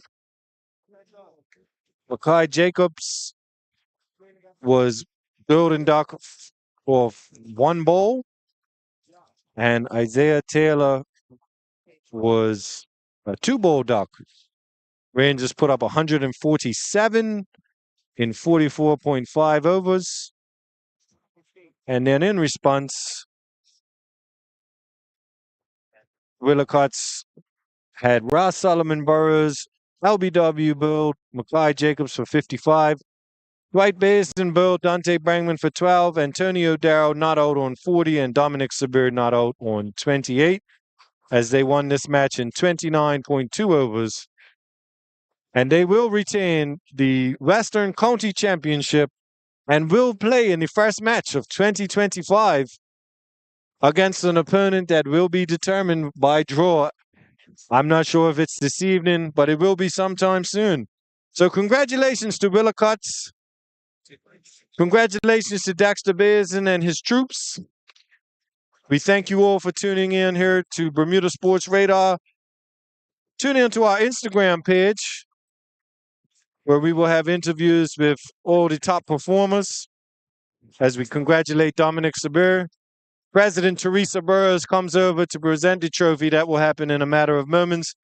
Jacon will get some interviews and post them on that Instagram account. And we will see you all, if not at the All-Star game, in the 2025 version. Is congratulations to Antonio Darrow. Well batted, young man. And we will see you soon. Bermuda Sports Radar signing off for 2024 Western Counties.